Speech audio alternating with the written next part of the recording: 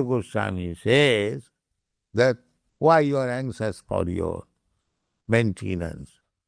What do you want for your maintenance? I want an apartment, I want clothing, I want food, I want water, and so many things. This is necessary. Therefore he says, all right, if you want cloth, so don't you find cloth, torn cloth thrown in the street? Chirani king napatisanti. Don't you find? All right, I can pick up some cloth. That's all right. Then where is my food? Sukadeva Goswami says, Naivang kripa parabhita bhikshangna dishanti. The trees, formerly trees mean fruit trees. They used to go to jungle, mean there are enough fruits. Still there are so many jungles. In Hawaii there are so many jungles, enough fruit, mango, papaya, and many other, banana, then pineapple, guava, so many fruits. So going to the jungle means to be free from food problem, enough food. And then water, the water is river. Therefore it is said, Saritopi Asussan. Do you think that all the rivers are dried up? Enough water. Then you may say that I must require some pot to take the water. No, you take water like this. You drink. Then what shall I lead? Ruddha guha kim. Do you think all the caves of the mountain, they are now closed? There are many caves. If you want at all, at a shelter, there are natural rooms, apartments. You can live there. Ruddha guha kim. And above all, Sukadeva Goswami says, Kim ajita avati no upasanyan. No avati. Upasanyan. Upasanyan means those who have surrendered. Ajita, God's another name is Ajita. A means not. And Jita means conquer. Nobody can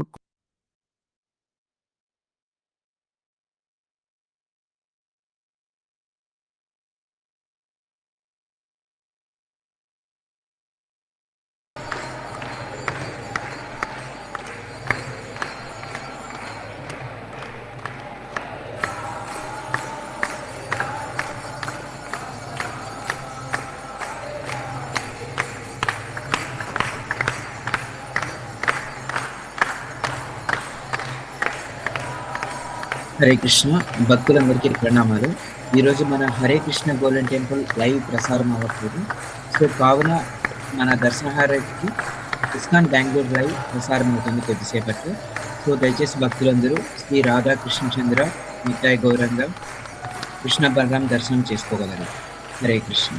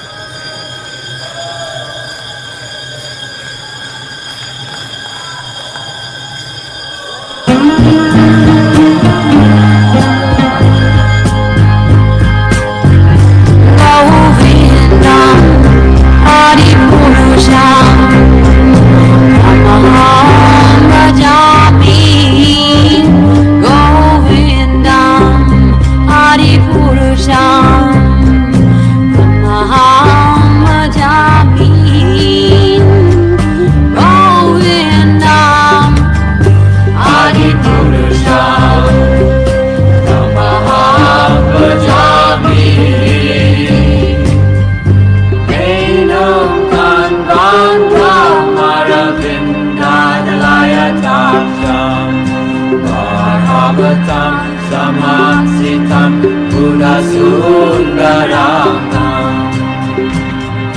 Kandar Ako Vikamaniya Vishesha Shobha Govinda Adi Purusha Tamaham Jami Govinda Hari Purusha Namaham Bhajami Govinda Hari Purusha Namaham Bhajami Andani Asa Sakale Priya Priti Manti Tasyanti Bhakti Kayanti Chiraganti Ananda Chinmaya Sadhu Jala Vigrahasya Govinda Adi Purusha Tamaham Jami Govinda Hari Purusha Namaham Bhajami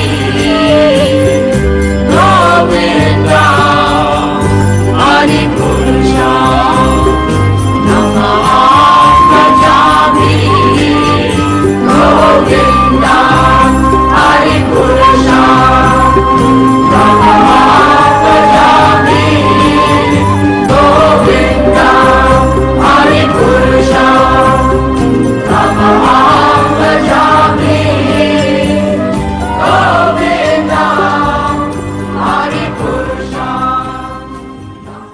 Shri Chaitanya Mahaprabhu Nityanand प्रभु की जय। श्री कृष्ण चैतन्य प्रभु दया करो मोरे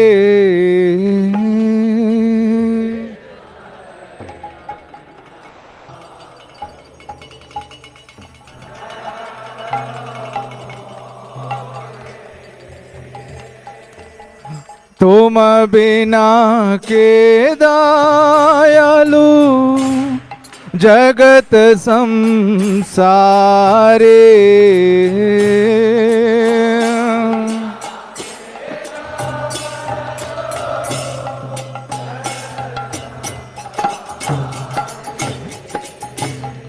पतित पावना है तू तब अवतारा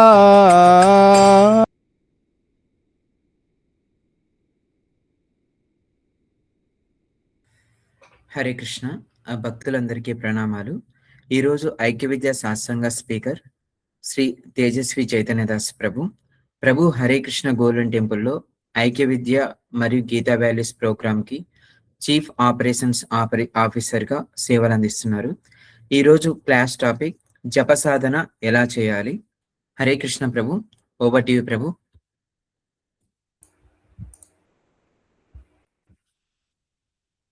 Yeah, Hare Krishna Prabhu. So we'll start the class with prayers. Yes, Prabhu.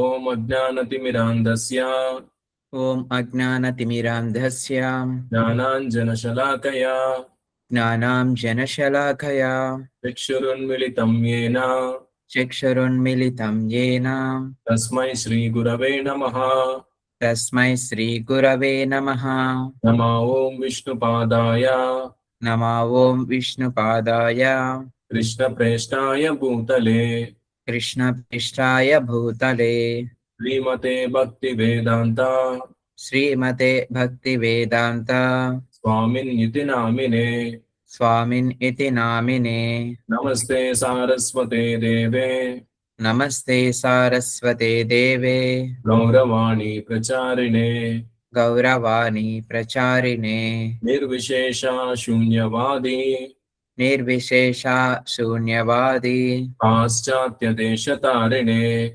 Paschatya Deshatarine Jaya Sri Krishna Chaitanya Jaya Sri Krishna Chaitanya Prabhu Nityananda ప్రభు నిత్యానంద శ్రీ అద్వైత గదాధర శ్రీ అద్వైత గదాధర శ్రీవాసది గౌర భక్త బృంద శ్రీవాసది గౌర భక్త బృంద హరే కృష్ణ హరే కృష్ణ హరే కృష్ణ హరే కృష్ణ కృష్ణ కృష్ణ హరే హరే కృష్ణ కృష్ణ హరే హరే హరే రామ హరే రామ హరే రామ హరే రామ రామ రామ హరే హరే రామ రామ హరే హరే శ్రీ శ్రీ రాధా గోవింద్ కి జై నితాయి గౌరంగ కి జై లక్ష్మీ నరసింహదేవ్ భగవాన్ కి జై విశ్వగురు శిల ప్రభుపాద్ కి జై Jai. Yeah, Hare Krishna devotees, welcome all of you.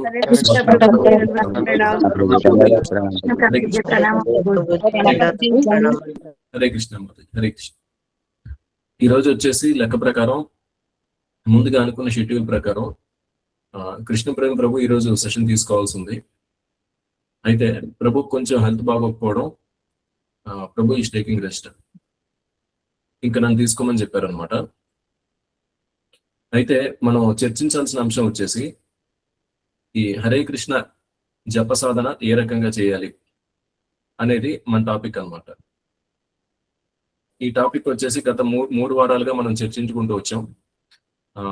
ఈ అంశానికి సంబంధించి మొత్తం 3 భాగాలు ఉన్నాయి.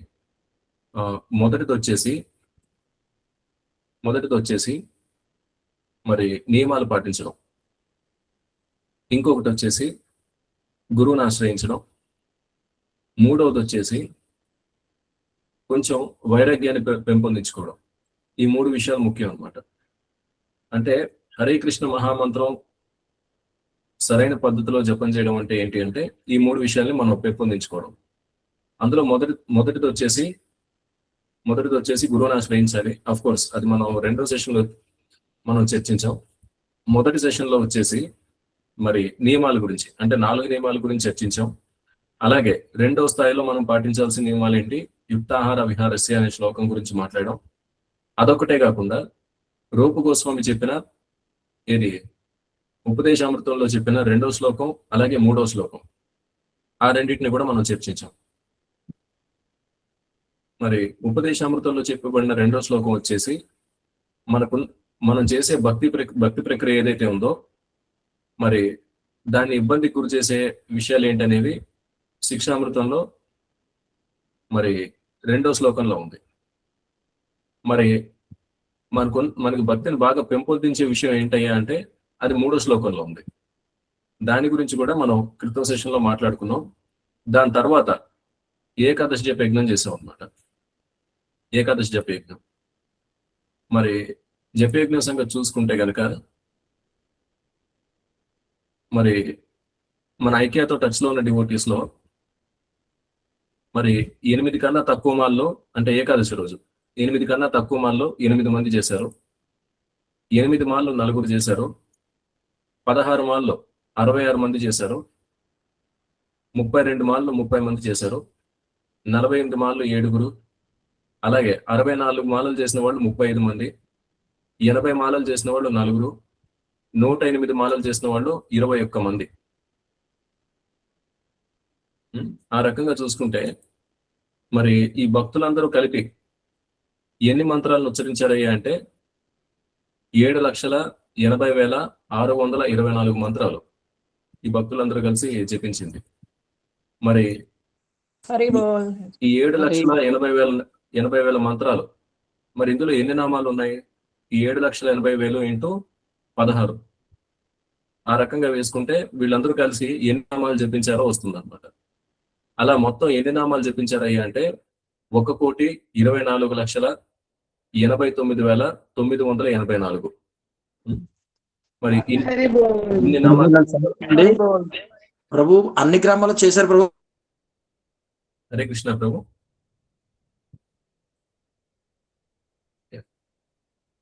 సో ఇన్ని నామాలు చెప్పించారు. అయితే ఈ డేటా వచ్చేసి కేవలం ఆన్లైన్ పోలింగ్ ద్వారా తీసుకోవడం జరిగింది. ఈ నెక్స్ట్ టైం వచ్చేసి దీనికి కొంచెం వేరే పద్ధతి ప్రవేశపెడతాను. అంటే ఎగ్జాక్ట్ గా, అంటే ఇంకా ఎవరెవరు ఎన్ని నామాలు చేశారనేది ఇంకా ఎక్కువ డేటా, నాకు తెలిసి ఇంతకన్నా ఎక్కువ మంది జపం చేసి ఉండొచ్చు. అయితే నాకు తెలిసి మొత్తం డేటా రాలేదన్నమాట. నిజానికి ఒకప్పుడు ఇది ఐక్యవిద్య మొదలవ్వడానికి ముందు టెంపుల్ కొన్ని టార్గెట్స్ ఇచ్చేది డివోటీస్ కి. ఏంటి ఆ టార్గెట్స్ అంటే, మరి 100 కోట్ల నామాలు జపం చేయాలి, 100 కోట్ల నామాలు జపం చేయాలని చెప్పేసి, అంటే భక్తులందరి చేత చేయించాలి. మరి ఆ నామాలన్నీ లెక్క పెడితే అవి 100 కోట్లు అవ్వాలన్నమాట. 2021 ఆ టైంలో ఈ రకమైన టార్గెట్స్ ఇచ్చేవాళ్ళు అనమాట. తర్వాత వచ్చేసి 1000 కోట్ల నామాలు జపం చేయించాలి. సో ఇవన్నీ టార్గెట్స్ బేసికల్లీ, అంటే డివోటీస్ అందరూ జపం చేయాలి ఉత్సాహంగా అనేసి.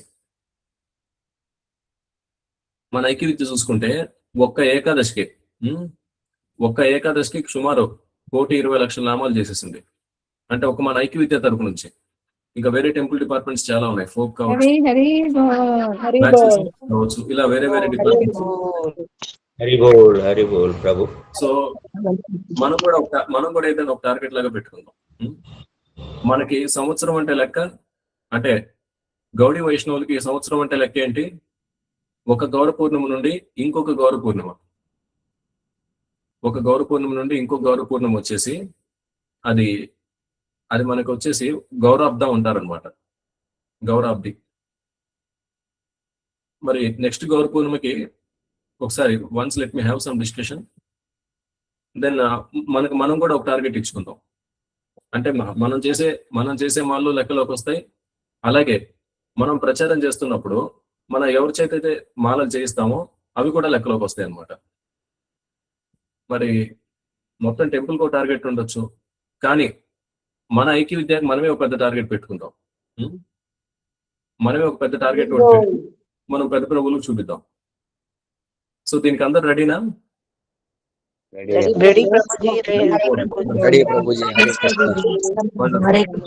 వండర్ఫుల్. అయితే దానికి ముందు మనం హరే కృష్ణ మహామంత్రం చక్కగా ఏ రకంగా జపం చేయాలో మనకు తెలుసుంటారనమాట. ఎందుకంటే 10 మంది చేత మీరు జపం చేస్తున్నారంటే మీరు లీడర్ అనమాట, అంటే మీరు ఒక నాయకుడు. 10 మందికి మనం చెప్తున్నామంటే మరి ఆ ప్రక్రియ సరైన పద్ధతిలో చేయడం ఎలా అనేది మనకు తెలిసి ఉండాలి. అయితే ఈరోజు మనం చర్చించేది వచ్చేసి ఈ 3వ అంశం, మిగిలిపోయిన ఒక అంశం, కొంచెం వైరాగ్యాన్ని పెంపొందించుకోవడం. మామూలుగా వైరాగ్యం అనే పదం ఒకటి మనం మాట్లాడితే మరి బయట జనాల మైండ్లో ఉన్న అభిప్రాయం వచ్చేసి మరి వైరాగ్యం అంటే కుటుంబాన్ని వదిలేయడం, మరి ఆస్తిపాస్తులన్నీ వదిలేసేయడం, ఇంకా ఇంద్రియ భోగాల్ని పూర్తిగా విడిచిపెట్టేసేయడం, ఒక సన్యాసి అయిపోయి కాషాయ వస్త్రాలు ధరించడం, ఇంకా సమాజాన్ని వదిలేయడం, ఏదో అడవులకు వెళ్ళిపోవడం, లేకపోతే ఏదైనా ఆశ్రమాలకు వెళ్ళిపోవడం. ఇది సాధారణంగా జనాలు అనుకునే వైరాగ్యం అనమాట. అది అంటే వైరాగ్యం అంటే అన్ని వదిలేయడం. అఫ్కోర్స్ అది కొంతవరకు కరెక్ట్ అది. మరి నిజానికి వైరాగ్యం అంటే ఏంటి? మరి వైరాగ్యం అనే దాన్ని మీరు ఏ విధంగా చెప్తారు? భౌతిక విషయాల పట్ల ఆసక్తిని వదులుకోవడం. కరెక్ట్. యుక్త వైరాగ్యం కూడా భౌతిక విషయాల పట్ల ఆసక్తి వదులుకోవడం. Detach from all things. Correct, detach from all things. కానీ డిటాచ్ ఫ్రమ్ ఆల్ థింగ్స్ అంటే ఎలాగా? కానీ మనం మాత్రం ఫ్యామిలీ లైఫ్ లో ఉంటున్నాం, మనందరం కూడా సమాజంలోనే బతుకుతున్నాం, మనం ఎవరం కూడా అడవులకు వెళ్ళట్లేదు, తీర్థయాత్రలకు వెళ్ళడం లేదు. సరే, అప్పుడప్పుడు మనం ట్రిప్స్కి వెళ్ళి వస్తున్నాం, అది వేరే విషయం. కానీ తీర్థయాత్రలకు వెళ్ళడం అంటే ఇక కుటుంబ బాధ్యతలన్నీ పక్కన పెట్టేసి, అంటే ఇది వరకు క్రితం యుగాల్లో ఏ రకంగా జరిగేదని చెప్తున్నాను. మరి కుటుంబ బాధ్యతలన్నీ తర్వాత తరానికి అప్పచెప్పేసి ఆ బాధ్యతల నుంచి తప్పుకొని ఇంకా భార్యాభర్తలు ఇద్దరు తీర్థయాత్రలకు వెళ్ళేవాడు అనమాట. ఏదైనా పెద్ద గుడి ఉంటే ఆ పెద్ద గుడిలో సేవలు చేసుకోవడం, అక్కడ ప్రసాదం తీసుకోవడం, ఇక ఆ రకంగా పూర్తిగా భగవంతుడి ధ్యానంలో గడిపేవాళ్ళు. మరి వైరాగ్యం అంటే అప్పట్లో అదనమాట పరిస్థితి. మరి ఈ రోజుల్లో కూడా జనాల్లో ఉన్న కామన్ పర్సెప్షన్ వచ్చేసి అన్ని వదిలేసి కాశీకి వెళ్ళిపోవడం, ఈ రకంగా ఈ రకంగా ఆలోచించే వాళ్ళు ఎక్కువ మంది ఉన్నారు అనమాట. కానీ నిజమైన వైరాగ్యం ఏంటంటే, నిజంగా వైరాగ్యం అంటే ఏంటి? ఈ ఇంద్రియ తృప్తి. అంటే మనకు కావాల్సిన ఇంద్రియ తృప్తి కావచ్చు, లేదా ఈ భౌతిక విషయాల పట్ల నియంత్రణ, అంటే సంపద కావచ్చు, ఆస్తిపాస్తులు కావచ్చు, మరి వీటి మీద మోహాన్ని విడిచిపెట్టడం. అది నిజమైన వైరాగ్యం అంటే. నిజమైన వైరాగ్యానికి అర్థం భౌతిక విషయాల పట్ల ఏ మాత్రం ఆసక్తి లేకుండా ఉండడం. ఇప్పుడు మీ దగ్గర ఒక 50 కోట్ల రూపాయలు ఆస్తుంది, మీరు ఒక రకమైన మానసిక స్థితిలో ఉన్నారు. మరి నెక్స్ట్ గంట, తర్వాత గంటలో ఆ 50 కోట్లు మీ దగ్గర నుంచి ఎవరో లాగేసుకున్నారు. సహజంగా మనకుండే మన నుంచి ఉండే ప్రతిస్పందన ఏంటి? మనం బాధపడతాం. బాధ కాదు, షాక్ పడతాం అనమాట. తర్వాత డిప్రెషన్లోకి వెళ్ళడం, ఈ రకంగా ఇవన్నీ ఉంటాయి. కానీ ఆ 50 కోట్లు పోయినా కానీ మీరు ఏమాత్రం చెల్లించకపోతే మీరు సరైన వైరాగ్యంలో ఉన్నట్టు. మనం కొన్ని వదిలేస్తే కానీ కొన్ని దొరకవు. ముఖ్యంగా శ్రీకృష్ణ భగవానుడు మనకు కావాలంటే మనం కొన్ని వదిలేయాలి. దీనికి ఒక పాస్టైం కూడా ఉంది, ఒక లీల కూడా ఉంది. ఒకసారి ఒక భక్తుడు వచ్చేసి పరమశివుడి గురించి తపస్సు చేస్తాడు అనమాట. మరి పరమశివుడి గురించి తపస్సు చేసినప్పుడు పరమశివుడు కూడా ప్రత్యక్షం అవుతాడు. ప్రత్యక్షం అయిన తర్వాత మరి సరే నీకేం వరం కావాలి అని చెప్పేసి అడుగుతాడు. మరి అడిగితే ఆయన ఏమంటాడంటే, మరి నాకు సంపద కావాలి, నాకు దేన్ని ముట్టుకుంటే అది బంగారం అయిపోయే చింతామణి నాకు కావాలి అనేసి అడుగుతాడు. పరమశివుడు ఏమంటాడంటే, సరే అది రూపగోస్వామి దగ్గర ఉంది, అతను పలానా ప్రదేశంలో ఉంటాడు, నువ్వు అతని దగ్గరికి వెళ్ళు, నేను చెప్పానని చెప్పి అది నువ్వు తీసుకో అనేసి పరమశివుడు ఆదేశిస్తాడు అనమాట. సరే అని చెప్పేసి ఈ భక్తుడు వచ్చేసి రూపగోస్వామి దగ్గరికి వెళ్తాడు. రూపగోస్వామి దగ్గరికి వెళ్ళి అడుగుతాడు అనమాట, మీ దగ్గర చింతామణి అని చెప్పేసి ఒక విలువైన రాయి ఏదో ఉందంట, మరి ఆ రాయితో దేన్ని ముట్టుకుంటే అది బంగారం అయిపోతుంది, అటువంటి రాయి అనమాట అది. మరి ఆ చింతామణి మీ దగ్గర తీసుకోమని పరమశివుడు నాకు చెప్పాడు అంటే రూపగోస్వామి ఏమంటాడంటే, సరే తప్పకుండా, అది ఆశ్రమం వెనకాల పలానా ప్రదేశంలో ఉంటుంది, అక్కడికి వెళ్ళి నువ్వు కావాలంటే నువ్వు అక్కడికి వెళ్ళి ఆ రాయిని తీసేసుకో అంటాడు. ఎవరో రూపగోస్వామి. సరే అని చెప్పేసి ఆ వ్యక్తి ఆ ప్రదేశానికి వెళ్తాడు. అంటే రూపగోస్వామి చెప్పిన ప్రదేశం ఏదైతే ఉందో ఆశ్రమం వెనకాల ఆ ప్రదేశానికి వెళ్తాడు అనమాట. తీరా అదేం ప్రదేశం అయ్యా అంటే చెత్తా చెదారం పడేసే ప్రదేశం. అంటే చెత్తా చెదారం అంటే మనం ఈ రోజుల్లో ఉండే చెత్తా చెదారాన్ని మనం ఊహించుకోకూడదు. మరి ఈ రోజుల్లో చెత్తా చెదారం అంటే ప్లాస్టిక్ కవర్లు, ఇంకా ఇంకా భూమిని కలుషితం చేసామన్నమాట. మరి ఆ రోజుల్లో చెత్తా చెదారం అంటే ఏదో ఆకులు పడేయడమో, లేకపోతే అంత ఉపయోగం లేని వస్తువులు ఒక దగ్గర పడేయడము, అటువంటి స్థలం అనమాట. తీరా చూస్తే చింతామణి అక్కడ ఉందన్నమాట. మరి చెత్త ఉండే ప్రదేశంలో అటువంటి విలువైన రాయిని పడేయడం అంటే దాన్ని ఎవరైనా తీసుకెళ్ళిపోవచ్చు. ఎందుకు కుక్కలు కూడా ఎత్తుకెళ్ళిపోవచ్చు. లేదా ఆ ప్రదేశంలో నీటి ప్రవాహం ఏదైనా జరిగితే ఆ ప్రవాహంలో కూడా ఆ చింతామణి కొట్టుకుపోవచ్చు. ఇవన్నీ జరగడానికి అవకాశం ఉంది. అటువంటి ప్రదేశంలో ఏ మాత్రం సురక్షితం కాని ప్రదేశంలో దాన్ని పెట్టారనమాట ఆ రోజుల్లో, ఒక 500 సంవత్సరాల క్రితం. అదే అటువంటి చింతామణి ఈ రోజుల్లో ఉంది, పలానా ప్రదేశంలో ఉంది, ఇది ఇటువంటి రాయి అని చెప్పేసి ఈ రోజుల్లో కానీ ఒకవేళ ప్రచారం జరిగింది అనుకోండి, పరిస్థితి ఎలా ఉంటుందనేది ఒకసారి ఊహించుకోండి. ప్రభుత్వం అయితే మరి సైన్యాన్ని పంపించి ఆ రాయిని స్వాధీనం చేసుకోవడం, దానికోసం అంతర్జాతీయ నేరగాళ్లు ప్రయత్నించడం, ఇది ఆ రాయిని దక్కించుకోవడానికి. ఎందుకంటే దేన్ని ముట్టుకుంటే అది బంగారం అయిపోద్ది కదా. ఎందుకంటే వారికి ఎలా ఉంటుందంటే, నేను సంపన్నుని అవ్వాలంటే నేను సంపన్నుని అవ్వాలి, ఎంత తేలిగ్గా కుదిరితే అంత తేలిగ్గా నాకు సంపద వచ్చేయాలి. ఈ రకమైన మెంటాలిటీ ఉంటుంది. Everyone will have that mentality. అందరికీ ఉంటుంది.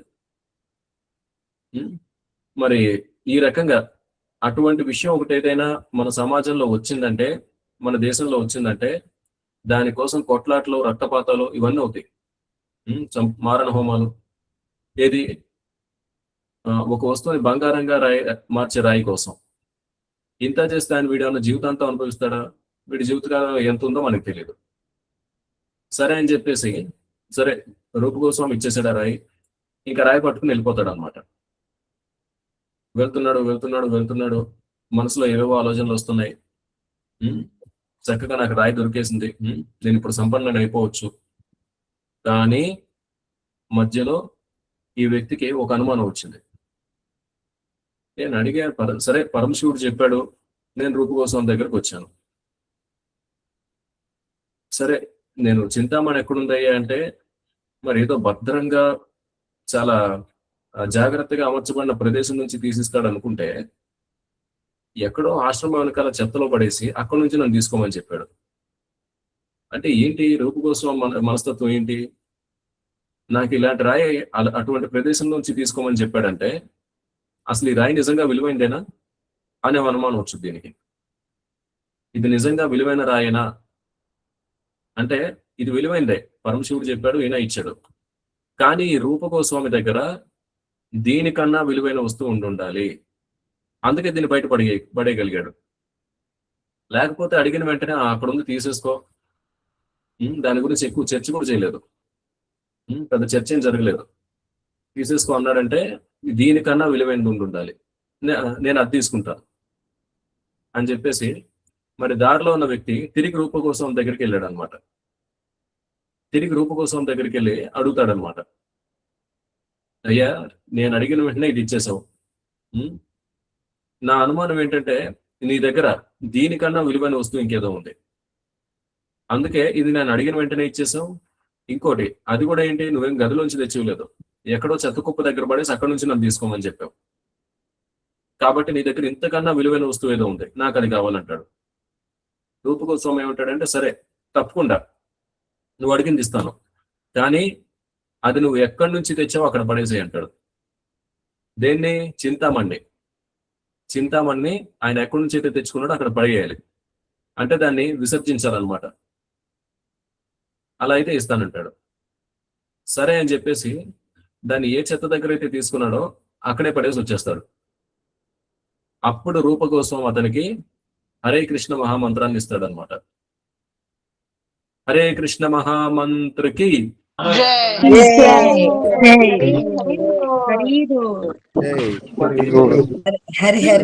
అంటే మనకి భగవంతుడు కావాలంటే కొన్ని మనం వదులుకోవాలి. ఆ వ్యక్తి ఏ రకంగానైతే మరి రూపగోస్వామి దగ్గర ఎంతో విలువైన వస్తువు ఒకటి ఉంది అని చెప్పేసి మరి ఆయన చెప్పిన దానికి ఒప్పుకున్నాడు. ఆయన చెప్పిన దానికి ఒప్పుకొని పడేశాడు. మన దగ్గర ఉన్న హరే కృష్ణ మహామంత్రం వచ్చేసి అది చాలా విలువైంది అనమాట. చింతామణి కన్నా విలువైంది. సరే ఏముంది, ఇప్పుడు ఒకవేళ ఆ వ్యక్తి చింతామణి తీసుకెళ్ళిపోయాడు అనుకుందాం, దేన్ని పడితే దానికి అలా ముట్టించి ప్రతిదాన్ని బంగారం చేశాడు అనుకుందాం.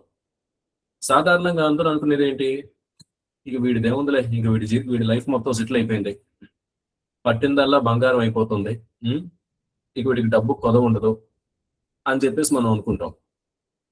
కానీ ఒకవేళ తీసుకెళ్ళుంటే అతను ఏ రకమైన సమస్యలు ఫేస్ చేసేవాడు తెలుసా? అంత విలువైన వస్తువు ఉందని చెప్పి ఈ వ్యక్తి దగ్గర అంత విలువైన వస్తువు ఉంది అంటే మరి అప్పట్లో ఏమి దొంగలు దాడి చేయరా? ఆయన ఇంటి మీద పడి దొంగలు దాడులు చేయరా? చేస్తారు. సరే అదొకటి. ఇంటి చుట్టుపక్కల వాళ్ళు అబ్బా మంచిగా వీడు అదేంటి సుఖపడుతున్నాడని చెప్పేసి చుట్టుపక్కల వాళ్ళకి అసూయ కలగకుండా ఉంటుందా?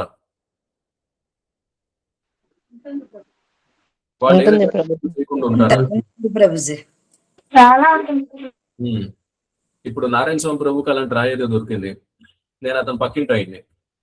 నారాయణ స్వామి ప్రభు ఏమో మంచిగా అదేంటి రకరకాల వస్తువులు ఏమో తెచ్చుకుంటున్నారు. ఆయన పక్కింటి అయింది. నాకు ప్రభువుని చూస్తే ఇప్పుడు నాకు అసూయగా ఉంది. నేనేం చేస్తాను, సింపుల్ గా ఇన్కమ్ ట్యాక్స్ ఆఫీస్కి వెళ్ళిపోయి సార్ చూడండి, ఆయన ఆయన దగ్గర ఈ రకమైన వస్తువు ఏదో ఉంది, అది గవర్నమెంట్కి చెందాలి సార్. దానివల్ల మీరు ప్రజలకు మంచి కార్యక్రమాలు చేయొచ్చు. అది ఒక వ్యక్తి చేతిలో ఉండడం ఏంటి అని చెప్పేసి నేనేదో ప్రజల క్షేమాన్ని కోరుకునే వ్యక్తిలాగా మాట్లాడతాను. మరి ప్రభుత్వానికి అటువంటి వస్తువు ఒకటి ఉందని తెలిస్తే మరి ప్రభుత్వం సైలెంట్ గా ఊరుకుంటుందా? ఊరుకోదు ప్రభుజీ. ఎందుకంటే అన్నిటికన్నా పెద్ద దొంగ వచ్చేసి ప్రభుత్వమే. అఫ్ కోర్స్ ఇది బయట మాట్లాడితే it may be little controversial, but this is the fact. So ప్రభుత్వం లాగేసుకుంటుంది, గవర్నమెంట్ విల్ టేక్ ఇట్. మరి చేతి దాకా వచ్చింది, నోటి దాకా రాకుండా పోయిందని చెప్పేసి దాని గురించి ఆ వ్యక్తి జీవితాంతం బాధపడతాడా లేడా?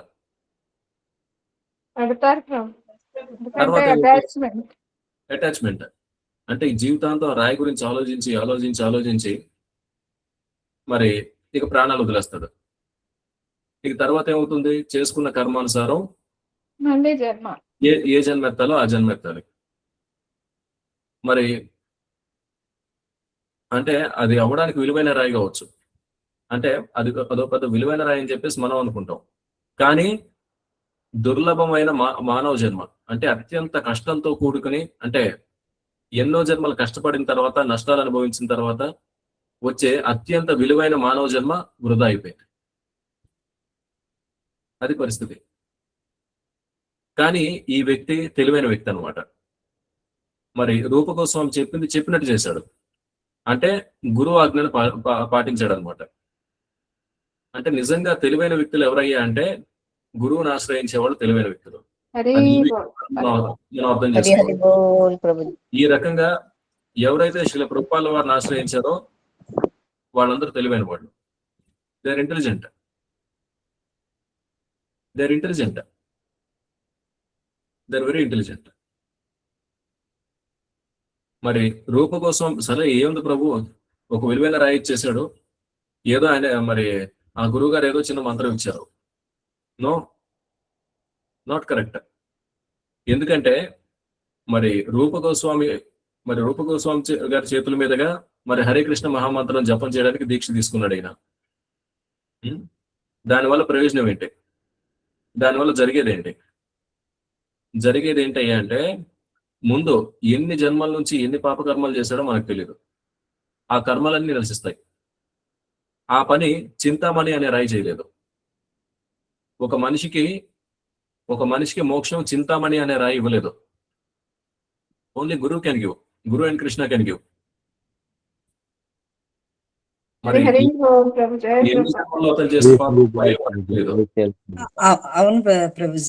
ఆ పాపాలన్నీ నశిస్తాయి. మరి ఈ పాపాలన్నీ నశించిన తర్వాత, అంటే పాపాలన్నీ క్షయమైన తర్వాత జరిగే ప్రక్రియ ఏంటి? మరి ఈ శిష్యుడు వచ్చేసి హరే కృష్ణ మహామంత్రం జపం చేస్తూ వెళ్తాడు, అలాగే గురువు గారు చెప్పే నియమాలు పాటిస్తాడు, ఇంకా భగవంతుడు సేవ చేసుకుంటూ వెళ్తాడు. ఈ ప్రక్రియలో ఏమవుతుంది? దివ్య జ్ఞానం అనేది వస్తుంది అనమాట. ఏమొస్తుంది? దివ్య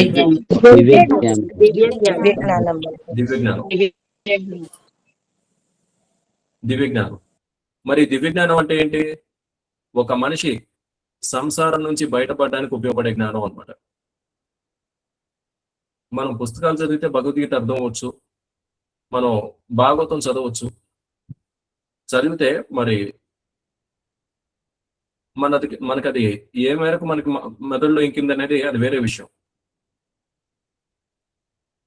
అందులో ఉండొచ్చు, భగవద్గీతలో ఉండొచ్చు, దేహినోస్మిన్ యథా దేహే కౌమారం యవ్వనం జర తథా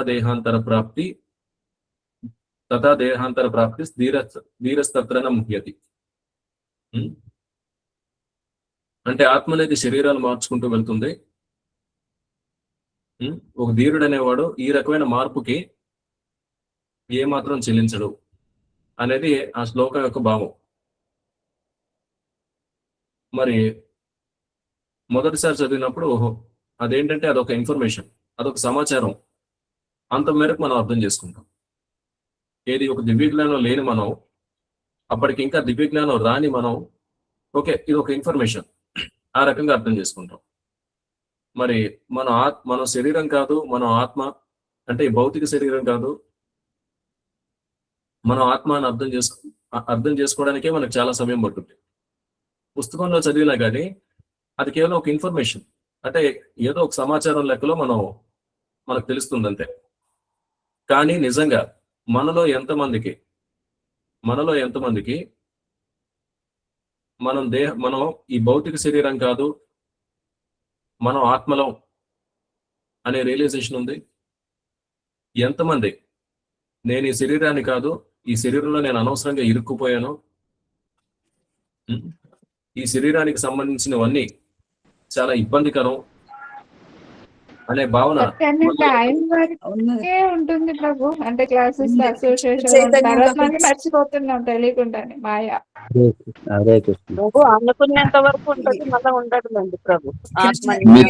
కథలు చెప్పే వరకు వింటున్నంత వరకు ఇది జరగాలంటే మల్లికార్జున ప్రభు ఏదో చెప్తున్నారు. అసోసియేషన్ అనేది కంటిన్యూగా ఉంటే ఇది జరుగుతుంది ప్రభుజీ. మేము ఏంటంటే కొద్దిసేపు మీతో మాట్లాడినంతసేపు, స్పిరిచువల్ యాక్టివిటీస్ చేస్తున్నంతసేపు will be in that feeling. Once we come out, ఆ కొద్దిసేపు ఆ పర్సెప్షన్ అనేది ఉన్నా సరే అది క్యారీ చేయలేకపోతున్నాం. బికాస్ మెటీరియల్ వరల్డ్ అనేది అంత పవర్ఫుల్ గా ఉంది. Because we want to cleanse more and more. So ఇది జరగాలంటే కేవలం అసోసియేషన్ తోనే పాసిబుల్ ప్రభుజీ, ముఖ్యంగా హరినామం అండ్ అసోసియేషన్. వాట్ ఐ వైరాగ్యం ప్రభు. హరే కృష్ణ ప్రభు. Even if will not develop, అంటే మన వైరాగ్య స్థితి అనేది మనం రానంత వరకు కూడా మనము శరీరంగానే మనం భావిస్తూ ఉంటాం, దానికోసం పనిచేస్తూ ఉంటాం ప్రభు. కరెక్ట్. సో ఇది ఒక స్థాయి. నేను శరీరం కాదు, నేను ఆత్మ అని రియలైజ్ అవ్వడం ఒక స్థాయి. ఇందులో రెండో స్థాయి కూడా ఉంది. ఎలాగైతే రెగ్యులేటివ్ ప్రిన్సిపల్స్ లో 4 నియమాల్లో 4 నియమాలు అనేది లెవెల్ 1 అని మాట్లాడుకున్నాం. తర్వాత యుక్తాహార విహారస్య, అంటే ఆహారాన్ని, నిద్రని, వీటిని అదుపు చేసుకోవడం రెండో స్థాయిని మాట్లాడుకున్నాం. మరి నేను శరీరాన్ని కాదు ఆత్మని అనే విషయం ఏదైతే ఉందో దాన్ని అర్థం చేసుకోవడంలో కూడా 2 స్థాయిలు ఉన్నాయి. మొదటిది వచ్చేసి నేను ఈ స్థూల శరీరం కాదు, నేను ఆత్మని. మనకేంటంటే మరి ఎన్నో సంవత్సరాల నుంచి జపం చేస్తున్నాం, అలాగే సేవలు కూడా చేస్తున్నాం. మనం చేసే జపం సాధారణంగా నామాపరాధ జపం. అటువంటి నామాపరాధం జపంలో కూడా కొన్ని మాలను మనం కొన్ని మంత్రాలు మనం స్పష్టంగా వింటాం. అంటే 108 సార్లు మనం చెప్పే మంత్రంలో మేబీ ఒక 10-12 మంత్రాలు సరిగ్గా వింటాం అనమాట. అంటే ఒక 10 మంత్రాలు 12 మంత్రాలు నామభాష మంత్రాలు, మిగిలినవి అన్ని నామాపరాధ మంత్రాలు అనమాట. అంటే మనం అపరాధం చేయడం మూలంగా అలా మాట్లాడాల్సి వస్తుంది. మరి చాలా కాలం నుంచి ఆ రకంగా జపం చేయడం మూలంగా మరి ఈ కొద్దిగా నామభాష ఏదైతే ఉందో దాని మూలంగా కొంచెం జ్ఞానం మనకి కొడుతూ ఉంటుంది అనమాట. మరి 1వ స్థాయిలో అంటే లెవెల్ 1 లో మనకు అర్థమయ్యేది ఏంటంటే నేను ఈ స్థూల శరీరాన్ని కాదు, నేను ఆత్మని, ఈ శరీరంలో కొంచెం ఇరుక్కుపోయాను అనే రియలైజేషన్ కాసేపు వస్తుంది. ఇది చాలా తీవ్రంగా జపం చేసినప్పుడు. అయితే లెవెల్ 2 రియలైజేషన్ కూడా ఉంది. అంటే 2వ స్థాయిలో మనకు వచ్చే సాక్షాత్కారం కూడా ఉంటుంది. ఏంటది? నేను ఈ మనసుని కాదు, నేను ఆత్మని అని. ఎందుకంటే శరీరం అనేది కేవలం ఒక స్థాయిలో ఉండేది కాదు. ఇది స్థూల శరీరం అనేది మనం పట్టుకునేది. ఈ చెయ్యి, ఈ కాళ్ళు కావచ్చు, ఈ శరీరం అంతా. మరి సూక్ష్మ శరీరం కూడా ఉంది మనకి. మనసు, బుద్ధి, అహంకారం, ఈ 3 కలిపి సూక్ష్మ శరీరం ఉంటారు. 2వ స్థాయిలో వచ్చే రియలైజేషన్ వచ్చేసి నేను ఈ సూక్ష్మ శరీరాన్ని కాదు, నేను ఆత్మని అని. అంటే నేను ఒక 2 స్థాయిల్లో ఇరుక్కుపోయాను. సూక్ష్మ స్థాయిలో ఇరుక్కుపోయాను, స్థూల స్థాయిలో కూడా ఇరుక్కుపోయాను. I'm stuck up at subtle level and gross level also.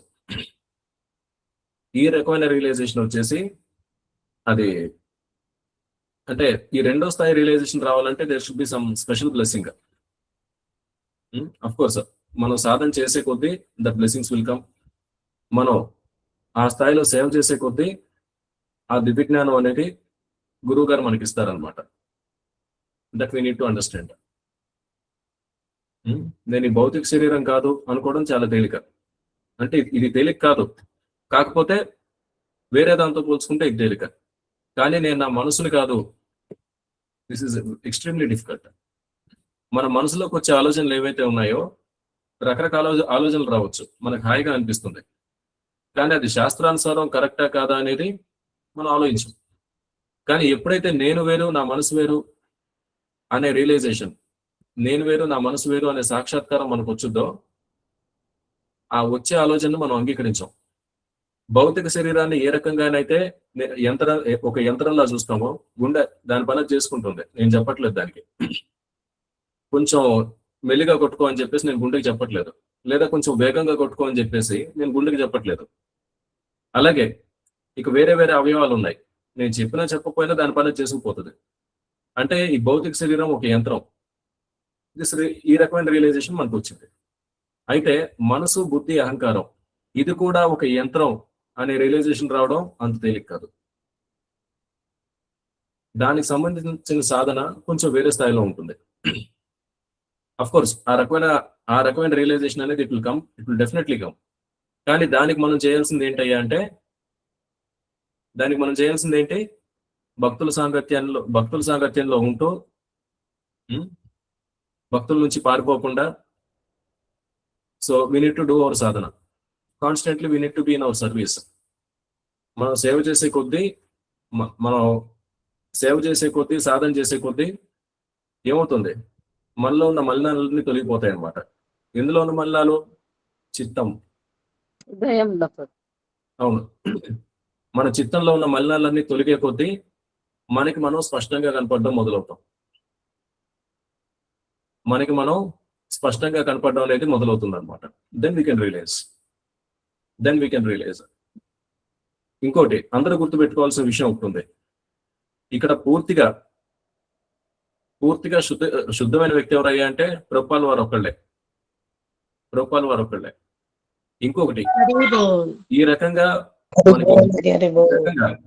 మనకి ఆధ్యాత్మికంగా రియలైజేషన్స్ రావడం అనేది అది ప్రభుపాల్ వారు మనకు పెట్టే భిక్ష అనమాట. అది ఏ రకంగానైతే ప్రభుపాల్ వారు మనకి ఫస్ట్ ఇనిషియేషన్ అని కావచ్చు, అదే హరినామ దీక్ష కావచ్చు, లేదా బ్రాహ్మణ దీక్ష కావచ్చు, ఇవన్నీ మనకి గురువు గారు పెట్టే భిక్ష. అదే విధంగా మన మనసులో వచ్చే దివ్యజ్ఞానం కూడా అది మనకి గురువు గారు పెట్టే భిక్ష అనమాట. అది గురువు గారు మనకి ఇచ్చిన భిక్ష అని చెప్పేసి మనం భావించాలి.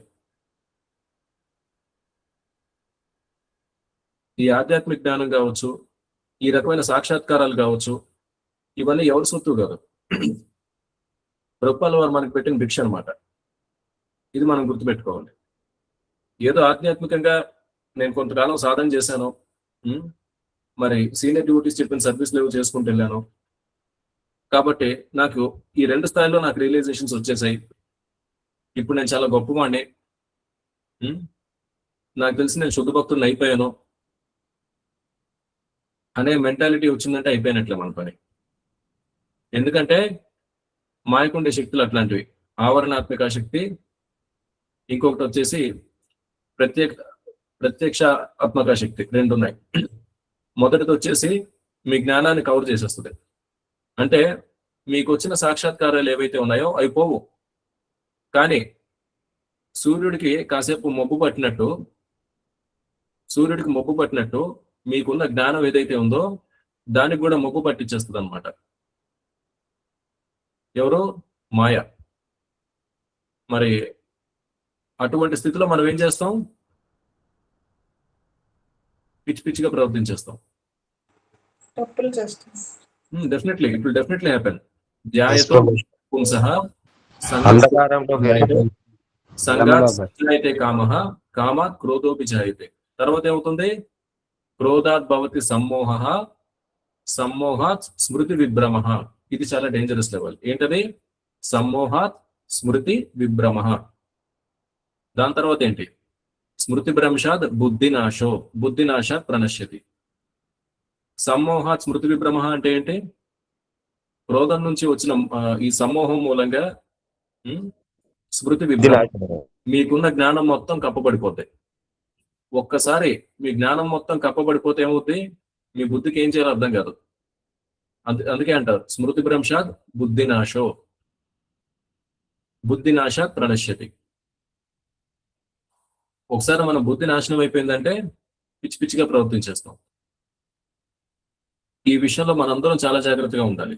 ఎందుకంటే ఇప్పుడు ఐక్య విద్యలో సేవ చేస్తున్న మన ఐక్య మాతాజీలు కావచ్చు, మరి కంటెంట్ రిలేటెడ్ సర్వీస్ చేస్తున్న మాతాజీస్ కావచ్చు, ప్రభుజీలు కావచ్చు, ఐక్య విద్యా మాతాజీలను గైడ్ చేస్తున్న భరోసా ట్రైనర్స్ కావచ్చు, మన ఐక్య టీం అందరూ కావచ్చు, మనందరం కూడా సాధకులం. మనకు వచ్చే రియలైజేషన్స్ అనేవి మనకి గురువు గారు పెట్టిన భిక్ష. అది మనం గుర్తుపెట్టుకోవాలి. ఏదో కొన్ని రియలైజేషన్స్ వచ్చాయి కదా అని చెప్పేసి we will never become pure devote. Sorry, we're not pure devotees immediately. దయచేసి అర్థం చేసుకోండి, we're not pure devotees immediately.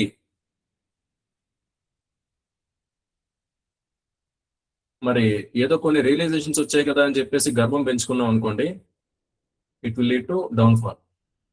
ఇంగ్లీష్లో ఒక సామెత ఉంది కదా, ప్రైడ్ ప్రిసీడ్స్ డౌన్ఫాల్. అంటే కింద పడిపోవడానికి ముందు మనకుండే లక్షణం వచ్చేసి ఏంటయ్యా అంటే గర్వం.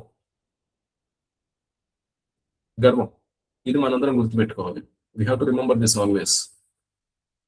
మరి ఇప్పుడు వచ్చేసి మరి ఈ వైరాగ్యాన్ని కల్టివేట్ చేసుకోవడం అంటే ఏంటి?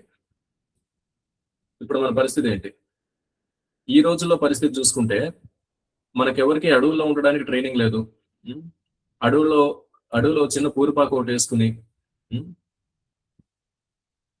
అక్కడ అడవిలో దొరికే దుంపలు తింటూ ఏది అక్కడ వంట చేసుకోవడానికి కూడా సాధనాలు ఏమి ఉండవు. మేబీ మీకు కర్రలు లాంటివి దొరకవచ్చు, కానీ మీకు వండుకోవడానికి పాత్రలే ఉండవు అక్కడ. ఇక దుంపలు తింటూ ఇక ఉన్నంతలో ఉండాలన్నమాట. అది పరిస్థితి. మనకి దానికి సంబంధించిన శిక్షణ అనేది లేదు. చిన్నప్పటి నుంచి ఏంటంటే మనం ఒక స్థాయి జీవన ప్రమాణాల్లో పెరిగాం. దానికి దిగువ స్థాయి జీవన ప్రమాణాలు తీసుకోవాలంటేనే మనకు చాలా కష్టమైన విషయం. అటువంటిది ఇవన్నీ వదిలేసి అడవికి వెళ్ళిపోవాలంటే మన వల్ల అయ్యే పని కాదు. అవునా కదా?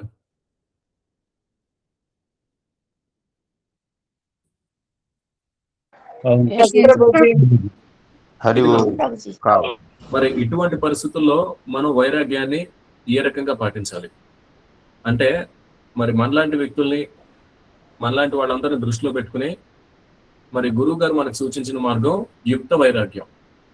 యుక్త వైరాగ్యం అంటే మనకున్న దాన్ని భగవంతుడి సేవలో వినియోగించడం. సరే, డబ్బుల్ని భగవంతుడి సేవలో వినియోగించవచ్చు. మన దగ్గర ఉన్న డబ్బులతో భగవంతుడి మందిరాలను కట్టొచ్చు. లేదా మరి భగవంతుడి నామాన్ని ప్రచారం చేసే కార్యక్రమాలకి మనం డబ్బులు ఇవ్వచ్చు. అది మనకు తెలిసిందే. అది అందులో కొత్త విషయం ఏం లేదు. ఇంకొకటి కూడా ఉంది, మనకున్న సామర్థ్యం.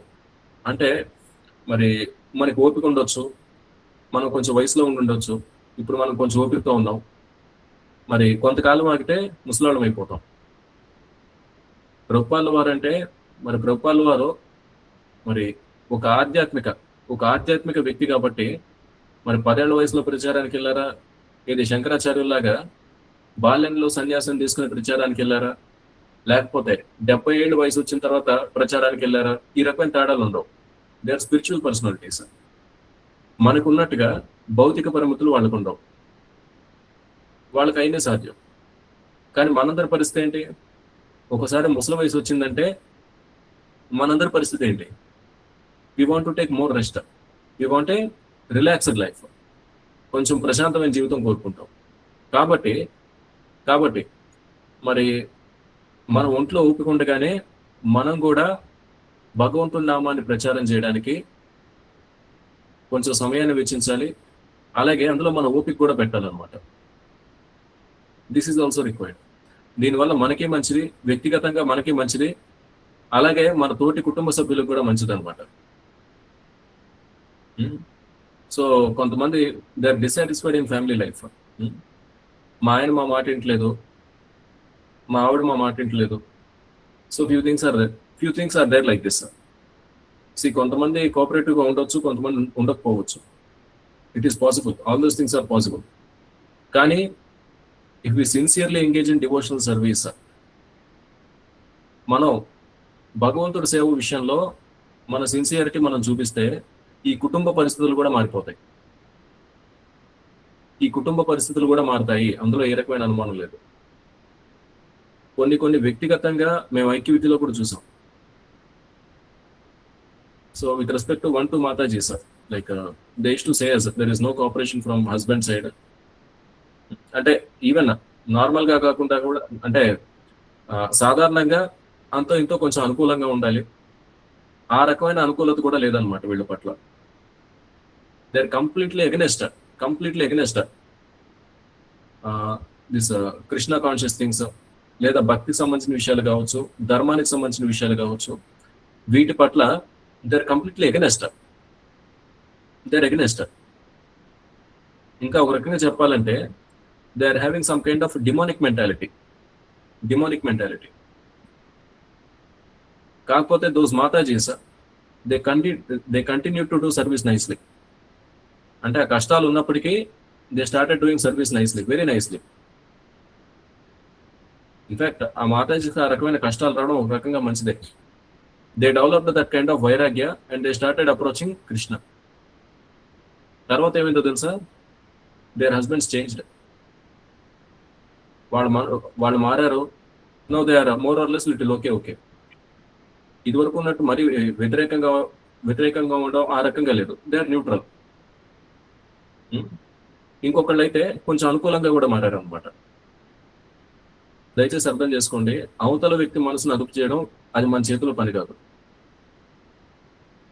అర్థమైంది కదా? ఏదో శరీరంలో ఏదో తేడా ఉందంటే వాడిని పడుకోబెట్టి ఒక సర్జరీ చేసి మరి ఆ సమస్య ఏదైతే ఉందో దాన్ని we can cure using some medicines or some surgical procedures.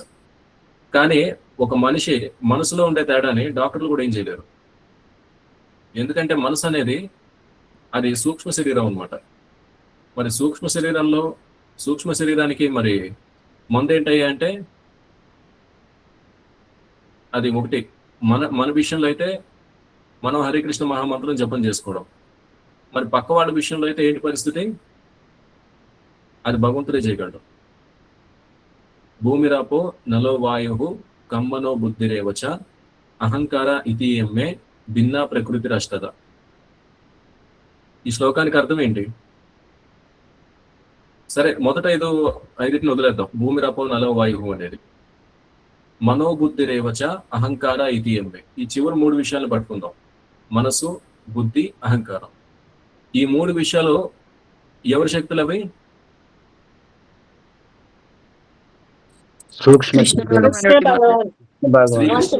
శక్తులు అవన్నీ శ్రీకృష్ణ భగవానుడి శక్తులు. మరి అవతల వ్యక్తిలో మార్పు తీసుకురావాలంటే అది ఎవరి వల్ల సాధ్యం? కేవలం శ్రీకృష్ణ భగవానుడి వల్ల సాధ్యం అనమాట. శ్రీకృష్ణ భగవానుడి వల్లే సాధ్యం అదంతా. ఇది మనం ఎక్కడైనా చూసామా? ఎస్. శ్రీమద్ భాగవతంలో వచ్చేసి మరి శ్రీకృష్ణుడు అతని స్నేహితులు వచ్చేసి బ్రాహ్మణ పత్రులను అడుగుతారనమాట, మాకు ఆకలిగా ఉంది, కొంచెం మాకేమైనా పెట్టండి అనేసి. కానీ వాళ్ళ మొగుళ్ళు ఒప్పుకోరు, వాళ్ళ భర్తలు ఒప్పుకోరు అనమాట. ఎవరు? ఆ బ్రాహ్మణులు. కానీ శ్రీకృష్ణ భగవానుడికి మరి ఆయనతో ఉన్న భక్తులకి ఖచ్చితంగా ఏదైనా చెయ్యాలని చెప్పేసి వాళ్ళ భర్తల మాటలు కూడా వినకుండా, లెక్క చేయకుండా వాళ్ళందరూ బయటకు వచ్చేస్తారు. బయటకు వచ్చేసి ఇంకా శ్రీకృష్ణ భగవానుడితో ఏమంటారంటే మేము నీ దగ్గరే ఉండిపోతాం, మమ్మల్ని మీ దగ్గరే ఉంచేసుకో ఉంటాడు అనేసి వీళ్ళందరూ అంటారు. తర్వాత శ్రీకృష్ణ భగవానుడు వాళ్ళకి నచ్చజెప్పి వాళ్ళని తిరిగి పంపిస్తాడు, అది వేరే విషయం. మరి తిరిగి పంపించిన తర్వాత వాళ్ళ మాట వినకుండా వీళ్ళందరూ బయటకు వచ్చేసారు. అయినా సరే వాళ్ళ భర్తలు ఒక మాట కూడా మాట్లాడలేదు. కారణం, వాళ్ళ మనసు మీద శ్రీకృష్ణ భగవానుడు చూపించిన ప్రభావం. ఎందుకో అందరి మనసులో కూడా అది భగవంతుడి భౌతిక శక్తే. అది భగవంతుడి భౌతిక శక్తే, అందులో ఏ రకమైన అనుమానం లేదు. కాబట్టి అందుకే పెద్దవాళ్ళు చెప్పేది, భగవంతుడి మీద భారం వేసి నీ పని నువ్వు చేసుకుంటూ వెళ్ళు అనేసి. ఎందుకంటే అన్ని విషయాల మీద మనకు అదుపు లేదు. మన మనసు పెట్టేవిగో ఆలోచిస్తాం అనమాట. ఆ పని చేయాలి, ఈ పని చేయాలి, ఇలా చేస్తే ఆ ప్రాబ్లం సాల్వ్ అవుతుంది. కానీ అది సాల్వ్ అవ్వదు. Sometimes it may not happen. మనం భగవంతుడి మీద భారం వేసి ముందుకు జరగాలి. మనకి నిజంగా జీవితంలో ఏమైనా పెద్ద పెద్ద కష్టాలు ఉంటే సాధారణంగా మనం చేసే పని ఏంటంటే పాజిటివ్ థింకింగ్ అనో ఈ రకంగా మనకి వెల్ విషర్స్ కావచ్చు, ఫ్రెండ్స్ కావచ్చు, కొన్ని సలహాలు ఇస్తారు. మేబీ అది కొంతవరకు పనిచేస్తుంది, అందులో అనుమానం లేదు. కానీ ఒక స్థాయి దాటిన తర్వాత ఇట్ మే నాట్ వర్క్. నిజంగా మనకి సమస్య అనేది సాల్వ్ అవ్వాలంటే మనం భగవంతుని ఆశ్రయించాలి. ఇంతకు ముందు సెషన్లో కూడా నేను ఒకసారి చెప్పాను అనమాట. మరి చాలా మంది గమనించిన విషయం వచ్చేసి భగవంతుడి దగ్గర వాళ్ళు ప్రార్థన చేయరు. జపం చేసుకుంటూ వెళ్తారు, బుక్ రీడింగ్ చేసుకుంటూ వెళ్తారు. ఏదైనా కష్టం వస్తే వాళ్ళ శక్తి మీద వాళ్ళు ఆధారపడతారు. దిస్ ఇస్ కాల్డ్ అహంకారం. ఏదైనా పెద్ద కష్టం వస్తే నేనే హ్యాండిల్ చేయాలి, నేనే ఏదో ఒకటి చేసేయాలని చెప్పేసి అనుకుంటారు. That is the problem. నిజంగా ఏదైనా పెద్ద కష్టం వస్తే భగవంతుడి దగ్గరికి వెళ్ళి, మీకు దగ్గరలో మన మందిరాలు ఉంటే కనుక మన మందిరానికి వెళ్ళిపోయి, లేదు మీకు దగ్గరలో మందిరాలు లేవు, మీ పూజ గదిలోకి మీరు వెళ్ళి మన ప్రభుపాల వారిని, అలాగే రాధా గోవిందుల్ని, లక్ష్మీ నరసింహస్వామిని, గౌరనితాయని వీళ్ళని మనం ప్రార్థించాలన్నమాట. ఏమని? నాకు జీవితంలో పలానా కష్టం వచ్చింది, ఇది తట్టుకోవడం నా వల్ల కావడం లేదు, ఇది నా శక్తికి మించిన సమస్య, దీనివల్ల నేను ఆధ్యాత్మిక సాధన కూడా చేయలేకపోతున్నాను, మీకు సేవ చేయలేకపోతున్నాను, కాబట్టి నాకు ఏది మంచిదైతే అది మీరు చేయండి అనేసి మనం అడగాలి. నాకు ఈ సమస్య పరిష్కరించి పెట్టండి అని కూడా మనం అడగాల్సిన అవసరం లేదు. నాకు ఏది మంచిదైతే అది చెయ్యి. ఒకవేళ నువ్వు నాకు కష్టాన్ని ఇవ్వదలుచుకుంటే ఇచ్చేసాయి. అంటే భగవంతుడి కోసం మనం ఏ స్థితినైనా అనుభవించడానికి మనం సిద్ధం అనే సిన్సియారిటీ మనం చూపించాలి భగవంతుడికి. గురువు గారి ముందు, భగవంతుడి ముందు మనం చూపించాల్సింది మన సిన్సియారిటీ. కృష్ణ సేస్ ఏ యదామాం ప్రపద్యంతే తాంస్ తదైవ భజామ్యహం. భగవంతుడి ముందు మనం సిన్సియర్ ఫీలింగ్స్ చూపిస్తే మరి భగవంతుడు మన మీద చూపించే సిన్సియారిటీ అది వేరే స్థాయిలో ఉంటుంది. అది ఎవరికి వారు వ్యక్తిగతంగా అనుభవించి తెలుసుకోవాల్సిన విషయం. మన గోల్డెన్ టెంపుల్లో భక్తులందరికీ అనుభవం అనమాట, ఎవరి జీవితంలో వారికి. అర్థమైంది కదా? ఓకే. కానీ ఈ రకంగా భగవంతుడి మీద ఆధారపడడం అనే ఈ జ్ఞానం ఏదైతే ఉందో అది ఎలా వస్తుంది? ఇట్ కమ్స్ బై వైరాగ్య. అది ఏ రకంగా వస్తుంది? గురువు గారు ఇచ్చిన దివ్య జ్ఞానం మూలంగా వస్తుంది. ఇది మనం అర్థం చేసుకోవాలి. We need to understand. Okay. ఇంకొకటి వచ్చేసి, మరి ఈ వైరాగ్యాన్ని ఏ రకంగా అలవర్చుకోగలం? మనం శ్రీకృష్ణ భగవానుడి దాసులం, గురువు గారికి దాసులం, లేకపోతే గురువు గారి భక్తులకి మనం దాసులం. మరి ఈ రకమైన మనస్తత్వాన్ని మనం అలవర్చుకోవడం మూలంగా మనం వైరాగ్యాన్ని పెంపొందించుకోవచ్చు. మన దగ్గర ఉన్న దాన్ని భగవంతుడి కోసం వాడాలి. లేకపోతే మరి సమాజంలో వచ్చేసి చాలా సంపద ఉంది. ఆ సంపదలో కొంచెం మనం తీసుకుని ఏం చేస్తాం? పెద్ద పెద్ద మందిరాలు కడతాం అనమాట. హరే కృష్ణ గోల్డెన్ టెంపుల్ తెలంగాణలో మొట్టమొదటి స్వర్ణ దేవాలయం. ఒకసారి 2017 ఐ థింక్, 2018 అప్పుడే ఆ సంవత్సరమే మన గోల్డెన్ టెంపుల్ ఇనాగ్రేషన్ జరిగింది అనమాట. దానికి ఒక వారం ముందు, అంటే ఒక 4 రోజుల ముందు నుంచి చెప్తున్నారు, పలానా రోజు మనం టెంపుల్ ఇనాగ్రేట్ చేస్తాం, అందరూ వచ్చేసేయండి అనేసి చెప్తే, అప్పట్లో I was doing CS articles చేస్తున్నాను నేను. సో మా పైన ఉన్న సార్కి చెప్పాను అనమాట, సార్ ఈ రకంగా టెంపుల్ ఒకటి ఓపెన్ చేస్తున్నాం, అది దాదాపు 100 కోట్ల రూపాయల బడ్జెట్ ఉన్న టెంపుల్ అని నేను చెప్తున్నాను. ఆయన ఏమన్నాడంటే, తేజ 100 కోట్లు టెంపుల్ పెట్టడం అంటే ఇట్స్ వేస్ట్ ఆఫ్ మనీను, దానికి బదులు పేద ప్రజలకు మనం ఏమైనా చేస్తే దట్ విల్ బి నైస్ అనేసి అన్నాడు అనమాట. సో బేసిక్గా ఏంటంటే, వీళ్ళకి తెలియని ఒక ముఖ్యమైన విషయం, ఇందాక మనం చెప్పుకున్న శ్లోకమే, భూమిరాపో నలో వాయు కమ్మనో బుద్ధిరేవచ అహంకార ఇతిఎంఏ భిన్న ప్రకృతి అష్టద. ఈ సమాజంలో ఉన్న సంపద కావచ్చు, విలువైన వస్తువులు కావచ్చు, ఇవన్నీ ఎవరి సంపద? ఇదంతా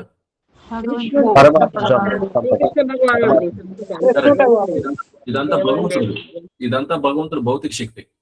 మరి భగవంతుడికి సంబంధించిన ఈ ఈ భౌతిక శక్తి ఏదైతే ఉందో, అంటే ఆ భౌతిక శక్తి తాలూకు పదార్థాలు ఏవైతే ఉన్నాయో, అది బంగారం కావచ్చు, వెండి కావచ్చు, సిమెంట్ కావచ్చు, రాళ్లు కావచ్చు, ఐరన్ కావచ్చు, ఏవైనా కావచ్చు, ఇవన్నీ ఎవరి సేవ కోసం వాడాలి? ఎవరి సేవ కోసం వాడాలి? కరెక్ట్. ఆ రకంగా భగవంతుడి సేవ కోసం వాడడం అనేది అది సరైన ప్రక్రియ. అవన్నీ భగవంతుడి సేవ కోసం వాడడాన్ని వైరాగ్యం అంటారు. అవన్నీ భగవంతుడి సేవ కోసం వాడడాన్ని వైరాగ్యం అంటారు. అర్థమైంది కదా? దీన్నే యుక్త వైరాగ్యం అంటారు. మనం దేన్ని వదిలిపెట్టొద్దు. బంగారాన్ని వదిలిపెట్టొద్దు, వజ్రాన్ని వదిలిపెట్టొద్దు, వైడూర్యాన్ని వదిలిపెట్టొద్దు, ముత్యాలను కూడా వదిలిపెట్టొద్దు.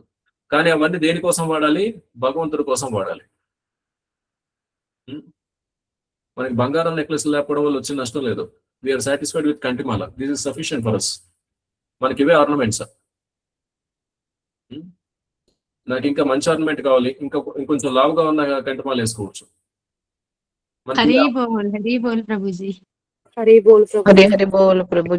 ఇదే. సో ఈ రకంగా అంటే భగవంతుడి కోసం అయితే ఎంత ఆడంబరాన్నైనా మనం చూపించవచ్చు. కానీ వ్యక్తిగతంగా మన విషయానికి వచ్చేసరికి మనం సింప్లిసిటీ ఫాలో అవ్వాలి. We need to follow simplicity. ఏది? మన వ్యక్తిగతంగా. ఈ రకంగా ఈ వైరాగ్యంతో కూడిన మనస్తత్వాన్ని మనం అలర్చుకుంటే మనకి నామజపం తేలికైపోతుంది. వైరాగ్యం లేకుండా జపం చేస్తే నామజపం కొంచెం కష్టంగా ఉంటుంది. అంటే మేబీ మనం చేయొచ్చు, 16 మాలు కూడా మనం పూర్తి చేయొచ్చు. కానీ ఇక్కడ వచ్చిన సమస్య ఏంటి? అది నామభాష స్థాయికి వెళ్ళడానికి చాలా సమయం పట్టుద్ది. ఒకసారి ఏమైందంటే సాదే ప్రభు ఏదో క్లాస్ చెప్తున్నారు. స్వచ్ఛందంగా పేదరికాన్ని అంగీకరిస్తేనే మనం భగవంతుడికి తేలిగ్గా శరణాగత అవ్వగలం. ఈ రకంగా ఏదో చెప్తున్నారు అనమాట. అప్పటికి నేను I was in my beginning days. నేను ప్రభుని అడిగాను అనమాట, ప్రభు మరి స్వచ్ఛందంగా పేదరికాన్ని అంగీకరించాలన్నారు, మరి అంబరీష్ ప్రభు అంటే ఈ పోర్ట్ కంపెనీ చైర్మన్ అనమాట. ఆయన లీగల్ నేమ్ వచ్చేసి ఆల్ఫ్రెడ్ ఫోర్ట్, దీక్షనామా వచ్చేసి అంబరీష దాస్. ఆయన ఈ ఇస్కాన్ మాయాపూర్ ప్రాజెక్ట్ చైర్మన్. ఆ టెంపుల్ కట్టిస్తుంది ఆయనే. మరి ఆయన సంగతి ఏంటి ప్రభు? ఆయన పేదరికాన్ని అంగీకరించట్లేదు కదా, మంచిగా పెద్ద కార్ల కంపెనీకి ఆయన ఓనర్ అని చెప్పేసి అడిగాను. అడిగితే ప్రభు ఏమన్నారంటే, ఆయన he may be the owner of that big car manufacturing company, but he is detached to all those things. అంటే ఆయనకి డబ్బు మీద వ్యామోహం లేదు.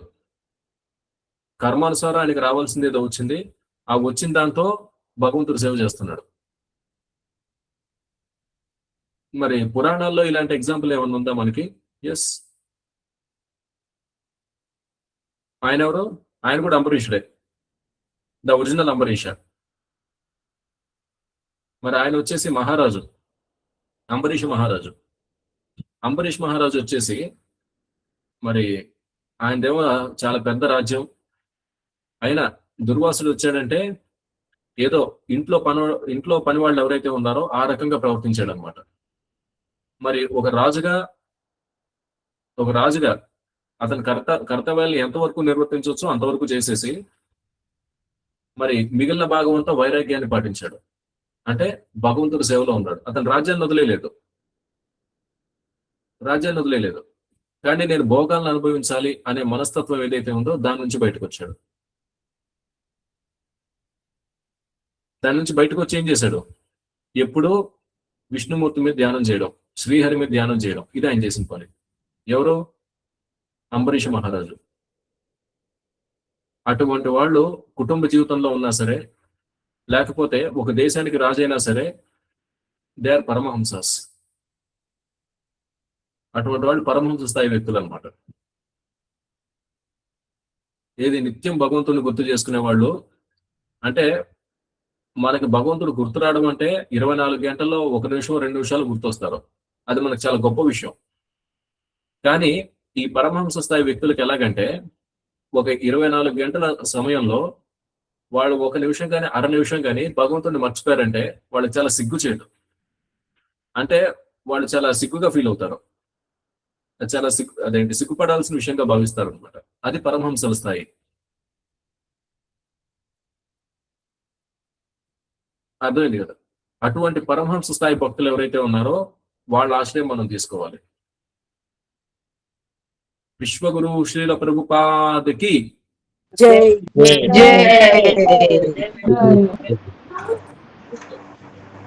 So will close the session here. ఎవరికైనా ఏమైనా సందేహాలు ఉంటే so they can please ask, I will try to clarify. Hare Krishna. భక్తులకు ఏవైనా సందేహాలు ఉంటేనా దయచేసి హ్యాండ్ రైజ్ చేయండి. ఈ జప సాధన గురించి ఏవైనా సందేహాలు ఉంటేనా ప్రభుని అడగచ్చు. హరే కృష్ణ. వారిజ మాతాజీ మీ క్వశ్చన్ అడగాను మాతాజీ.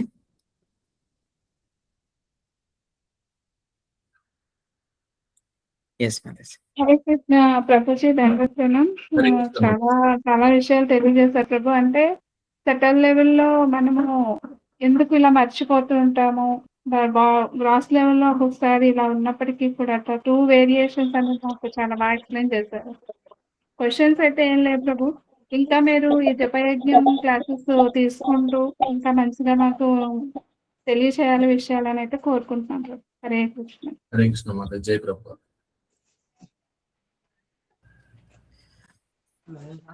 ఓకే. హరే కృష్ణ. భక్తులకు ఏవైనా సందేహాలు ఉంటేనా దయచేసి ప్రభుని అడగొచ్చు మీరు. హరే కృష్ణ ప్రభుజీ. హరే కృష్ణ. హరే కృష్ణ ప్రభు. హరే కృష్ణ. ఇప్పుడు మీరు మనకి సమస్య వస్తే భగవంతుడిని అడగొచ్చు అన్నారు. అది మనకి కోరిక లాగా రాదండి, అది భౌతికంగా కోరిక అనిపించదు. అది భౌతిక కోరిక అంటే భగవంతుని ఆశ్రయించాలి. అంటే మనం చివరిలో అడిగేది కూడా అదే కదా, నాకేది మంచిదైతే నువ్వు అదే చెయ్యనేసి. ఒకవేళ భౌతిక కోరిక అయితే నాకు కావాల్సినట్లుగానే నువ్వు చెయ్యి. నిజంగా నాకేది మంచిదైతే నువ్వు అదే చెయ్యి అంటే ఇక్కడ భగవంతుడి చేతిలో వదిలేస్తున్నావు.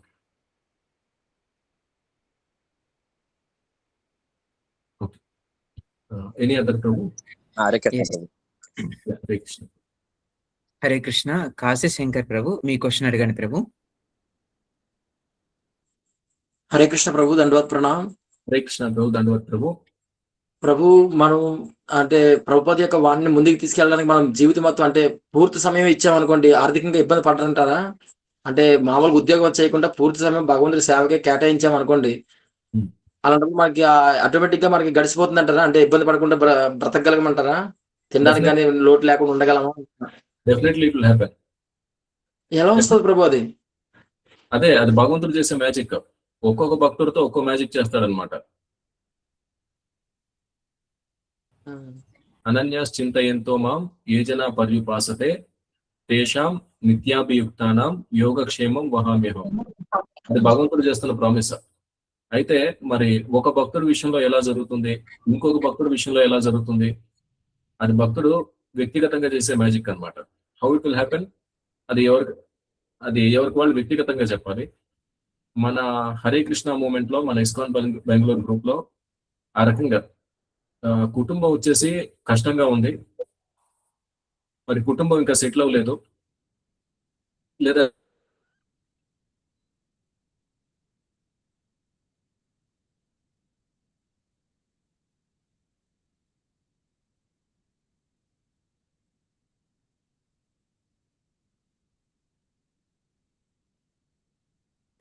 హరే కృష్ణ.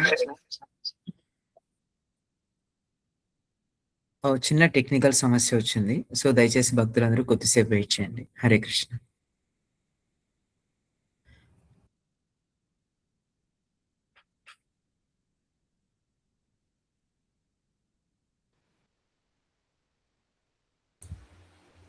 హరే కృష్ణ.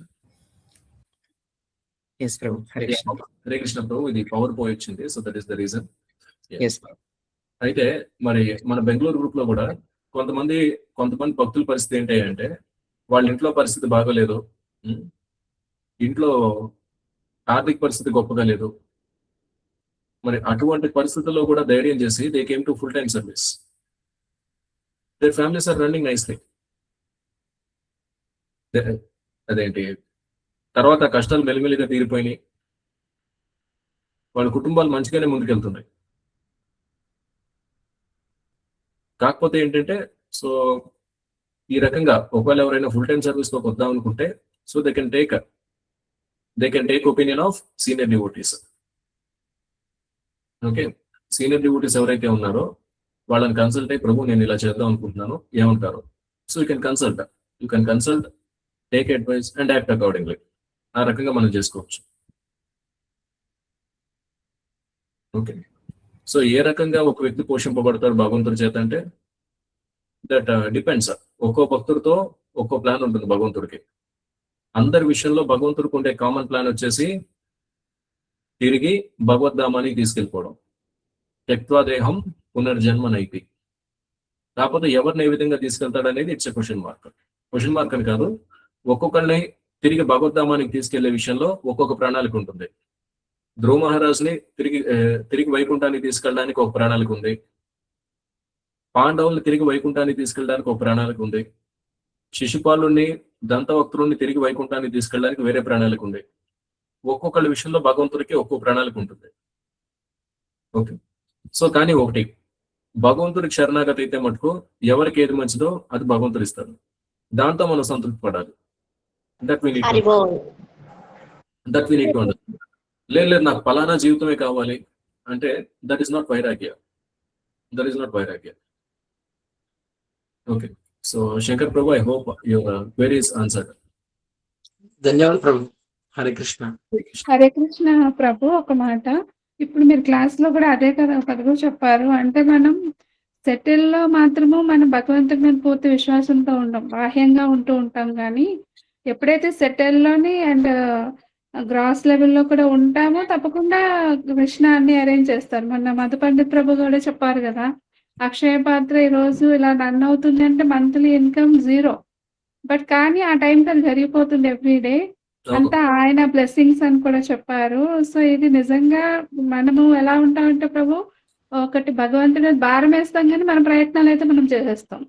ఇంకా అప్పుడు భగవంతుడు మీద మనం పూర్తిగా డిపెండింగ్ లేనట్టే కదా. సో అంటే ఈరోజు క్లాస్ లో చెప్పింది అంటే ఆన్సర్ అదే అని నాకు అనిపించింది. హరే కృష్ణ ప్రభు. నిజానికి అక్షయ పాత్రకి డైలీ దాన్ని ఏమంటారు, డైలీ డెఫిసిట్ వచ్చేసి 50 లక్షలు అనమాట, మొత్తం దేశం మొత్తం మీద. Still it is running. ఆ ప్రోగ్రామ్ అనేది రన్ అవుతుంది. ఓకే, ఇవన్నీ ఏంటంటే భగవంతుడి ప్రణాళికలో భాగంగా ఇవన్నీ జరుగుతున్నాయి. ఇప్పుడు అక్షయ పాత్ర కావచ్చు, మన Hare Krishna movement charitable foundation కావచ్చు, ఈ రెండు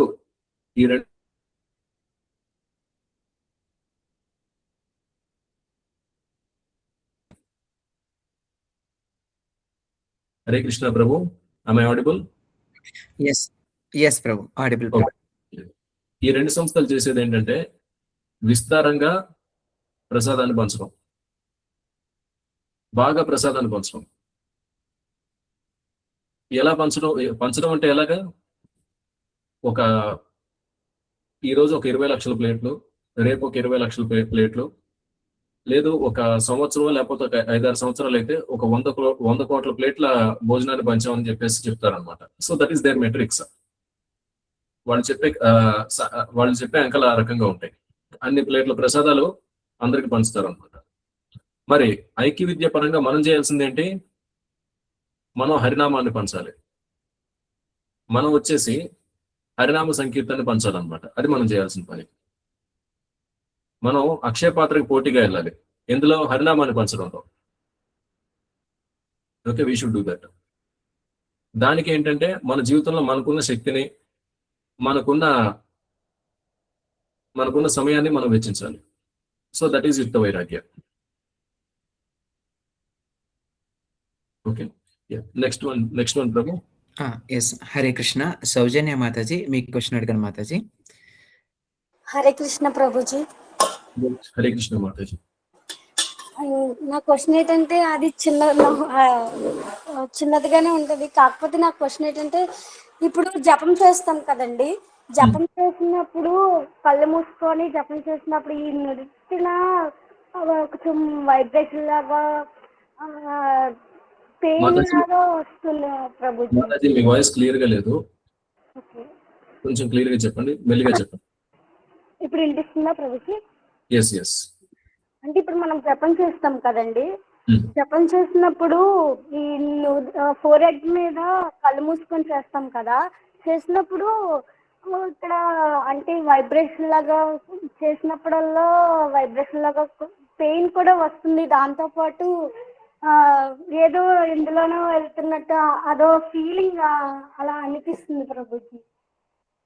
మనకి మన మనసుకి ఎలాగైనా అనిపించవచ్చు మాతాజీ, కాకపోతే మనం దృష్టి కేంద్రీకరించాల్సింది మనం పలుకుతున్న నామం వినడం మీద అనమాట. ఇంకోటి, మనం జపం అనేది కళ్ళు మూసుకునైనా చేయొచ్చు, లేదా కళ్ళు తెరిచైనా చేయొచ్చు. దానికి సంబంధించిన నియమం లేదు. మనం ఒకటి, ఇప్పుడు ఒక్కొక్క వ్యక్తి మనసులో ఉండేదాన్ని బట్టి ఆ వ్యక్తికి రకరకాల ఫీలింగ్స్ రావచ్చు. ఒక్కొక్కరికి ఆనందం రావడం, లేకపోతే ఒక్కొక్కరికి ఒక్కో రకమైన ఫీలింగ్స్ రావచ్చు. అదేంటంటే మన మనసులో ఉన్న విషయాలను బట్టి ఇవన్నీ ఉంటాయి అన్నమాట.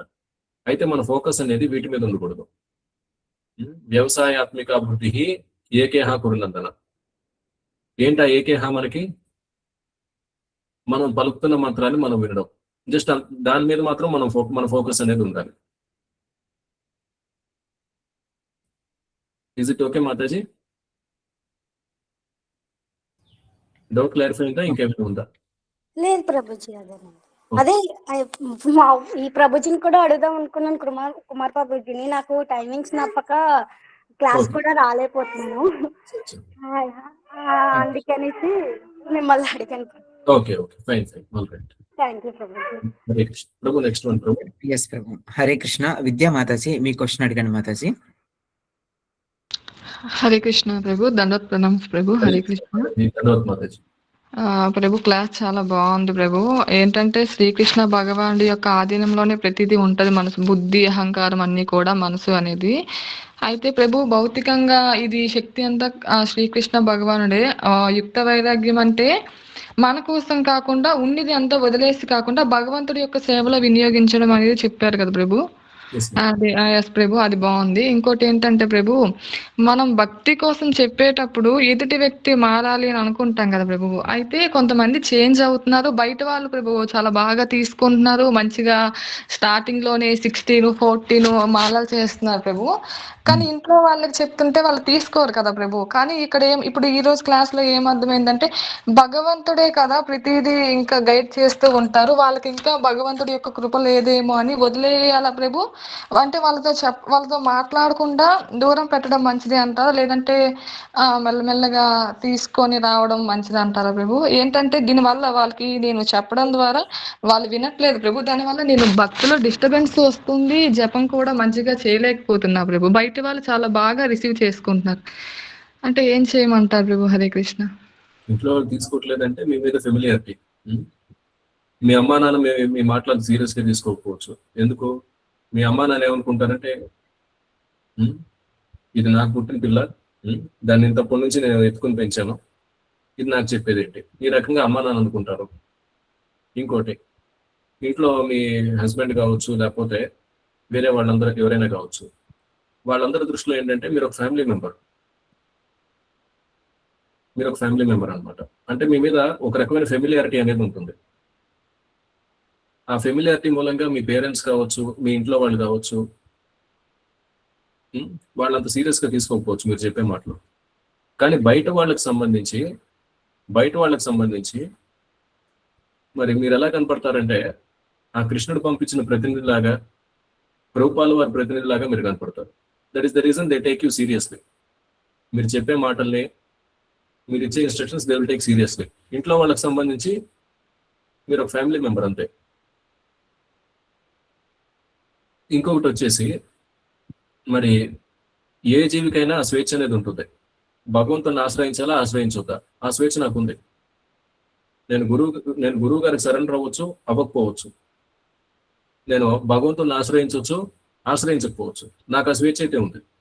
ఒక జీవిగా నాకు ఆ పరిమితమైన స్వేచ్ఛ అనేది ఉంటుందన్నమాట. ఆ పరిమితమైన స్వేచ్ఛతోనే మనం ఇక్కడ పడ్డాం. అదే శ్రీకృష్ణ భగవానుడు చెప్పేది, మమైవాంశో జీవలోకే జీవభూత సనాతన మనశ్శష్టాని ఇంద్రియాణి ప్రకృతి స్థాని కర్షతి. సొంతంగా నేను సుఖాన్ని అనుభవించాలి, అనే కోరికతో ఈ భౌతిక ప్రపంచంలో పడ్డాం. దాన్నే మనశ్శష్టాని ఇంద్రియాని ప్రకృతి స్థాని కర్షతి అంటారనమాట. ఓకే, కానీ ఒకటి, మీరు చేస్తున్న సేవ, మీరు భగవంతుడు చేసే సేవ ఏదైతే ఉందో దాని ఫలితం, దాని ప్రభావం మీ కుటుంబ సభ్యుల మీద కూడా ఉంటుంది.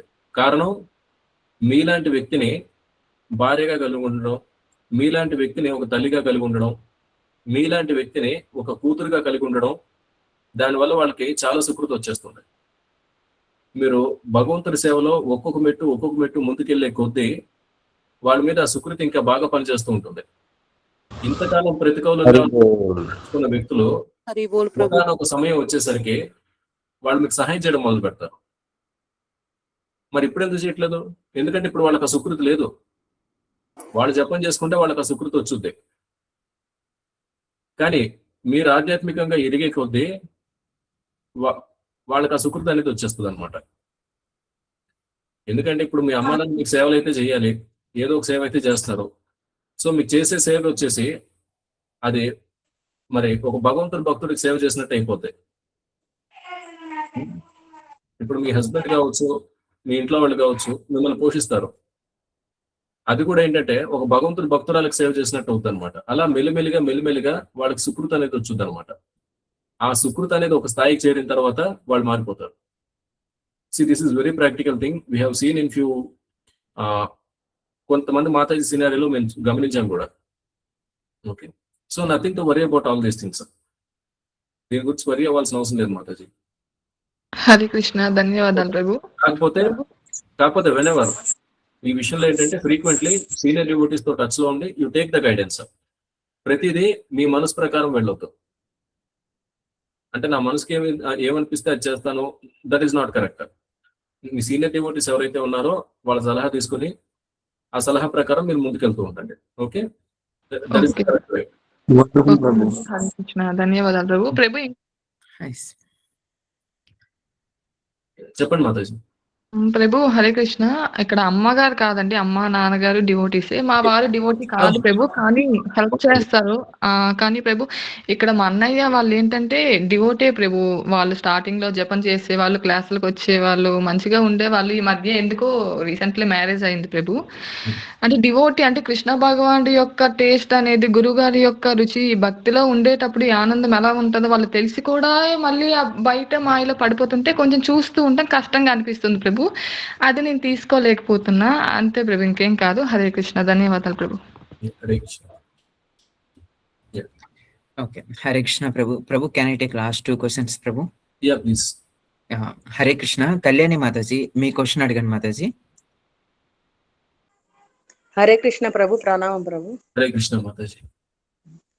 క్లాస్ బాగుంది ప్రభు, విన్నాం ప్రభు. కానీ నా చిన్న డౌట్ ప్రభు. ఎస్ మాతాజీ. అదే ప్రభు, మంగళహారతి ఇచ్చేటప్పుడు మేము పండు గాని బెల్లం ముక్క గాని పెట్టి చేస్తున్నాం ప్రభు. అట్లా చేయకూడదని కొందరు చెప్పినారు ప్రభు. అట్లా చేయొచ్చునా చేయకూడదా ప్రభు?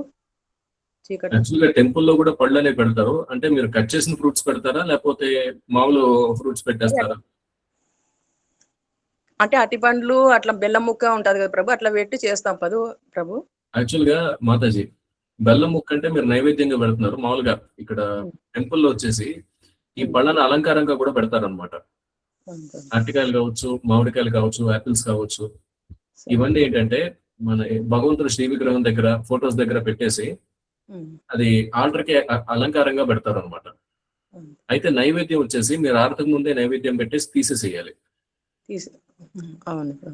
ఓకే, సో ఆల్టర్ లో వచ్చేసి ఆహార పదార్థాలు వచ్చేసి కేవలం మీరు నైవేద్యం పెట్టేంతసేపే ఉండాలి. ఆ రకంగా నైవేద్యాన్ని నుంచి ఆరాధన చేయకూడదు. నైవేద్యాన్ని నుంచి మీరు నైవేద్య మంత్రాలు చదవాలి అంతే. అది మాకు తెలిసి బెల్లం ముక్క పెట్టి చేస్తుంటాం ప్రభు. అదేంటి, ఆ బెల్లం ముక్క నైవేద్యం పెట్టి తీసేసేయండి. తీసేస్తాం లేదంటే అక్కడ బొద్దింకలు దొరుకుతాయి తర్వాత.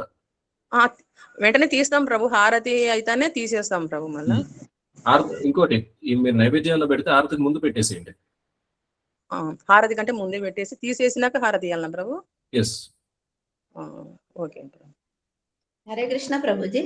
హరే కృష్ణ మాతాజీ. అది నిత్తాయి గౌరంగాలు ఉన్నప్పుడు ఒక్కొక్క ప్లేట్ లోనే ఇద్దరికి పెట్టేయచ్చా ప్రభుజీ, లేకపోతే రెండు పెట్టాలంటారా? మీరు ఒక ప్లేట్లో పెట్టేయచ్చు, ప్రాబ్లం ఏం లేదు. ఓకే ప్రభుజీ. అదే అందరూ ఒక్కొక్కళ్ళు ఒక్కొక్క రకంగా చెప్తుంటే డౌట్ వచ్చింది ప్రభు. పర్లేదు మాతాజీ. ఒకటి మన ఇంట్లో డీటీ వర్షిప్ వచ్చేసి కీప్ ఇట్ సింపుల్. ఓకే ఇంట్లో ప్రభుజీ. మీరు డీటీ వర్షిప్ ఎలాబరేట్ గా పెట్టుకున్నారంటే మీకు ఎక్కువ టైం అందులో వెళ్ళిపోతాయి. డీటీ వర్షిప్ మంచిదే, దెర్ ఇస్ నో డౌట్, అందులో అనుమానం లేదు. Deity worship is very very very wonderful service అది. ఓకే ప్రభుజీ. కాకపోతే ఏంటంటే మీకు ఎక్కువ టైం పట్టేస్తుంది. టెంపుల్లో అంటే డెడికేటెడ్ గా దానికి పూజారీస్ ఉంటారు. పూజారి డిపార్ట్మెంట్ అనేది అసలు సపరేట్ గా ఉంటుంది టెంపుల్లో. డెడికేటెడ్ గా ఒక 3-4 డివోటీస్ ఎవరైతే ఉన్నారో వాళ్ళు కేవలం ఆల్టర్ చూసుకోవడానికే ఉంటారన్నమాట. అంటే భగవంతుడిని అలంకరించడం, నైవేద్యం పెట్టడం, అభిషేకం చేయడం, ఇదే సర్వీస్ వాళ్ళకి. ఆ రకంగా మనకి ఇంట్లో పాసిబుల్ అవుతుందా? మీలో ఎవరైనా పూర్తిగా మీ ఇంట్లో పూజ గది ఉంది కదా, దానికి డెడికేట్ అయి ఉండగలరా? లేదు ప్రభుజీ. So keep it simple. Okay keep it ప్రభుజీ. Simple. Okay. Hare Krishna. Last question ప్రభు. హరే కృష్ణ. గౌరీ సుందర్ మాతాజీ, దయచేసి మీ క్వశ్చన్ అడగండి మాతాజీ. హరే కృష్ణ. ప్రణామం ప్రభుజీ. హరే కృష్ణ. జపం చేసేటప్పుడు ఎక్కువ అపరాధాలు చేస్తాం కదా, కేవలం ఎక్కువ మాలలు జపం చేయడం వలన ఆధ్యాత్మిక జీవితంలో ప్రగతి ఉన్నత స్థితికి చేరుకోలేము కదా ప్రభుజీ. ఆ అంటే భక్తి నామప్రాధ జపం చేస్తే వెళ్ళదు. ప్రభు దాంట్లో రుచి లేకపోవడమా? అపరాధం అంటే ఏమిటి ప్రభు? రోజు నామం చేస్తాం కదా, రోజు జపం చేస్తాం కదా, ఆ నామరుచిని ఆస్వాదించాలంటే ఇలా ఇందాక మీరు చెప్పినప్పుడు 11 బీట్స్ చేస్తే లోపల మనం బాగా చేస్తాము, మళ్ళీ ఏవో ఆలోచనలు వస్తాయి అని చెప్పినారు కదా క్లాస్ లో. అంటే దీన్ని కరెక్షన్ చేసుకోవడం ఎలా ప్రభుజీ జపాన్? ఒకటి మాతాజీ, జపాన్ని కరెక్షన్ చేసుకోవడం ఎలా అంటే, ఈ జపం అనేది సరిగ్గా అవ్వాలి, ప్రాపర్ గా అవ్వాలంటే ఏ రకంగా అనేది మనం ఫస్ట్ నుంచి చెప్పుకుంటూ వస్తున్నాం. 4 నియమాలు పాటించడం, దట్ ఈస్ వెరీ ఇంపార్టెంట్. అలాగే ఇక 4 నియమాలు దాటిన తర్వాత వచ్చేసి మనం ఎప్పుడు చెప్పుకునే శ్లోకం యుక్తాహార విహారస్య యుక్త చేష్టస్య కర్మషు. సరే, ఆహారం నిద్ర మీరు కంట్రోల్ చేసేసుకుంటారు, ఎందుకంటే అది పైకే కనపడతాయి. ఎక్కువసేపు నిద్రపోతే నాకు బద్ధకం వచ్చేస్తుంది అన్న సంగతి మీకు అర్థమయ్యి మీరు నిద్రను కూడా రెగ్యులేట్ చేసుకుంటారు. 7 గంటలు అంటే 7 గంటలు పడుకుంటాను అనేసి. అయితే ఇంకొకటి ఉంది, యుక్తాహార విహారస్య అంటే మనం వినోదాన్ని పొందే ప్రక్రియ ఏదైతే ఉందో, దేని ద్వారా మనం వినోదాన్ని పొందుతున్నాం. This is very very important. Suppose Narayana Swami ప్రభుకి పాలిటిక్స్ మీద బాగా ఈ రుచి అనేది ఉంది. సో ప్రభు ఏంటి, ఎక్కువ రాజకీయాలు చూస్తారు. నేనున్నాను, నాకు వచ్చేసి డబ్బుల మీద అంటే ఆర్థిక అంశాల మీద నాకు ఎక్కువ ఆసక్తి ఉంది, లేదా సినిమాల మీద నాకు ఎక్కువ ఆసక్తి ఉంది. నేను ఎక్కువ సినిమాల విషయాలు చూస్తూ ఈ సినిమాల గురించి ఎక్కువ చర్చిస్తూ ఉంటాను. అలాగే ఇంకో మాతాజీకి వచ్చేసి మరి ఆర్థిక విషయాలు కావచ్చు, లేకపోతే ఈ మామూలుగా ఈ వీళ్ళు ఏం మాట్లాడుకుంటున్నారు, ఈ రకమైన విషయాల మీద ఆసక్తి ఎక్కువ ఉంటుంది. అంటే ఒక్కొక్కరికి ఒక్కో భౌతిక విషయం మీద ఆసక్తి ఉంది. ఓకే, అందులో మనందరం వినోదాన్ని ఎదుర్కొంటాం. దాన్నే విహారస్య అంటారు అనమాట. ఇంకా చెప్పాలంటే ఇది ఒక రకమైన సెన్స్ గ్రాటిఫికేషన్, అంటే ఇంద్రియ తృప్తి. ఈ ఇంద్రియ తృప్తిని కూడా మనం నియంత్రించుకోగలిగితే మనకి జపం సరిగ్గా అయిపోద్ది. ఇప్పుడు మీరు నేను కూర్చుని 1 గంట సేపు స్టాక్ మార్కెట్ల గురించి మాట్లాడుకుందాం అనుకుందాం, 1 గంట సేపు. తర్వాత ఇద్దరం జపమాలు తీసుకుని జపం మొదలు పెడితే మనం ఏకాగ్రత జపం చేయగలమా? లేదు ప్రభు. జపం మొదలు పెడతాను, తర్వాత ఇక గుర్తొస్తుంది నాకు. Infosys company share last week ఇంత ఉంది, ఈ వీక్ ఒక 5 రూపాయలు పెరిగే అవకాశం ఉంది. ఇవన్నీ మనకు గుర్తొస్తాయి అనమాట. ఎందుకు? గంట సేపటి నుంచి నేను చేస్తున్న ధ్యానం ఏంటి? Sensex, Nifty, national stock exchange, Bombay stock exchange, commodity exchange. ఇది గంట సేపటి నుంచి మనం చేసిన ధ్యానం అనమాట. అదంతా అర్థమైంది కదా? అఫ్ కోర్స్ దానికి ఉండే టైం దానికి ఉంటుంది, దాన్ని ఎంతవరకు ఉంచాలో అంతవరకు ఉంచాలి. కానీ అదే నా జీవితం, అదే నా సర్వస్వం అనుకుంటే మనకి నామజపం మీద రుచి అనేది రాదు. పనిచేయడం మనమని ఎవరు చెప్పట్లేదు, కానీ రెగ్యులేట్, ఒక నియంత్రణలో ఉంచాలి. ఇంకోటి ఏదేంటి, మొబైల్ ఫోన్ ఇలా తీసుకున్నానంటే ఇంకా చూస్తూ ఉంటా. ఏదో ఒక అరగంట సేపు రీల్స్ చూద్దాం అనుకుని గంటన్నర సేపు అయిపోద్ది నాకు అది. ఆ గంటన్నర సేపులో ఏ 300 రీల్స్ చూసానో 400 రీల్స్ చూసానో నాకే తెలియదు. అంటే నా మైండ్ కూడా అలా రీల్ అవుతూ ఉంటుంది అనమాట, నా మనసు కూడా రీల్ అవుతూ ఉంటుంది. ఇంకా 400-500 రకాల రీల్స్ లో రకరకాల విషయాలు ఉంటాయి. మామూలు పరిహాసం ఉంటుంది, కొంచెం అశ్లీలమైన పరిహాసం ఉండొచ్చు, ఏమైనా రావచ్చు కదా. మనం జస్ట్ ఇలా పైకి అంటూ ఉంటాం అంతే. వాటి ప్రభావం నా మనసు మీద ఉంటుందా ఉండదా? 100% 100% దాని ప్రభావం ఉంటుంది. అలా గంటన్నర రీల్స్ చూసి నేను ఇక నాకు జపం మీద ఆసక్తి అనేది వచ్చుద్దా? ఒకవేళ నేనేదో బలవంతంగా జపమాలు తీసుకున్నాను, అరే 16 మాలు అవ్వలేదురా అనేసి, నేను జపం చేయడం మొదలు పెడతా, నాకు ఆ రీల్స్ అన్ని మైండ్ లో లోడ్ అవుతూ ఉంటాయి. నేను ఒక్కొక్క నామం ఉచ్చరించే కొద్దీ భగవంతుడు వచ్చేసి ఒక శక్తావేశ అవతారంగా, శక్తావేశ నామశబ్దంగా, ఒక శబ్ద విగ్రహంగా నా ముందు వస్తాడు. వచ్చి ఆయన ఎక్స్పెక్ట్ చేసేది ఏంటి? భగవంతుడు ఏం ఎక్స్పెక్ట్ చేస్తాడు? నా గురించి అంటే నన్ను ప్రేమగా పిలిచాడని చెప్పేసి భగవంతుడు అనుకుంటాడు. తీరా నా మైండ్ లో లోడ్ అవుతుంది ఏంటి అంటే ఆ రీల్లో కనపడిన ఒక అమ్మాయి. అంటే భగవంతుడికి నా మనసులో ఏం కనపడుతుంది అంటే ఆ రీల్లో నాకు అందంగా కనపడిన అమ్మాయి అన్నమాట. అంటే భగవంతుడికి మనం ఏ రకమైన అనుభవాన్ని ఇస్తున్నాం అనేది ఒకసారి చూసుకోవాలి. We need to take care of that. అంటే I'm lustful about materialistic things. కానీ ఆలోచనలు వస్తూ ఉంటాయి కదా ప్రభు. ఆలోచనలు వస్తూ ఉంటాయి, కరెక్టే మాతాజీ. ఈ యుక్తాహార విహారస్య ఈ శ్లోకాన్ని పాటిస్తే వాటి ప్రభావం తగ్గిపోతాయి. ఇది ఎవరికి వారుగా పాటిస్తూ వాళ్ళు తెలుసుకోవాల్సిన విషయం. మీరు కావాలంటే దీని పరంగా మీరు సదయ ప్రభువుని కావచ్చు, మహావిష్ణు ప్రభువుని కావచ్చు, యూ కెన్ ఆస్క్ గైడెన్స్. మనకి సీనియర్ డివోటీస్ ఉన్నది మన గైడెన్స్ ఇవ్వడానికి. మళ్ళా భక్తుల సాంగత్యంలో చేస్తే అలాంటి ఆలోచనలు క్రమేపీ తగ్గిపోతాయి Prabhuji. Yes, that will happen. ఇంకోటి, అసలు భక్తుల సాంగత్యం అంటే ఏంటి? we need to ask devotees. వదలకూడదు. సీనియర్ డివోటీస్ మనం వదలకూడదు. మనకున్న అనుమానం ఏదైతే ఉందో దాన్ని నివృత్తి చేసుకునేంత వరకు we need to ask. Prabhu, this is not happening, please help me. అర్థమైంది కదా? సో ఈ యుక్తాహార విహారస్య అనే శ్లోకం పాటిస్తే దీన్ని మనం ఇది పాటించడం అసాధ్యం కూడా కాదు, కష్టం కూడా కాదు. ప్రారంభంలో కొంచెం మనకి ఇబ్బందిగా అనిపించవచ్చు, కానీ ఇది పాటిస్తూ జపం చేసే కొద్దీ మన జపం నామభాష వైపు వెళ్ళిపోద్ది అనమాట. ఓకే, సో కొన్ని నియంత్రణలు పాటించాలి. ఈ నియంత్రణలు పాటించకపోతే there is no possibility of soulful japa. Okay okay okay, thank you ప్రభు. థ్యాంక్స్ ఫర్ ఎన్లైటనింగ్ us ప్రభు. థ్యాంక్ యూ సో మచ్ ప్రభు. హరే కృష్ణ ప్రభు. కైండ్లీ క్లోజ్ ప్రభు. శ్రీ శ్రీ రాధా గోవిందకి జై. పితాయి గౌరాంగకి జై. స్వామికి జై. ప్రభుపాదకి జై. హరే కృష్ణ. కృష్ణ ప్రణామాలు.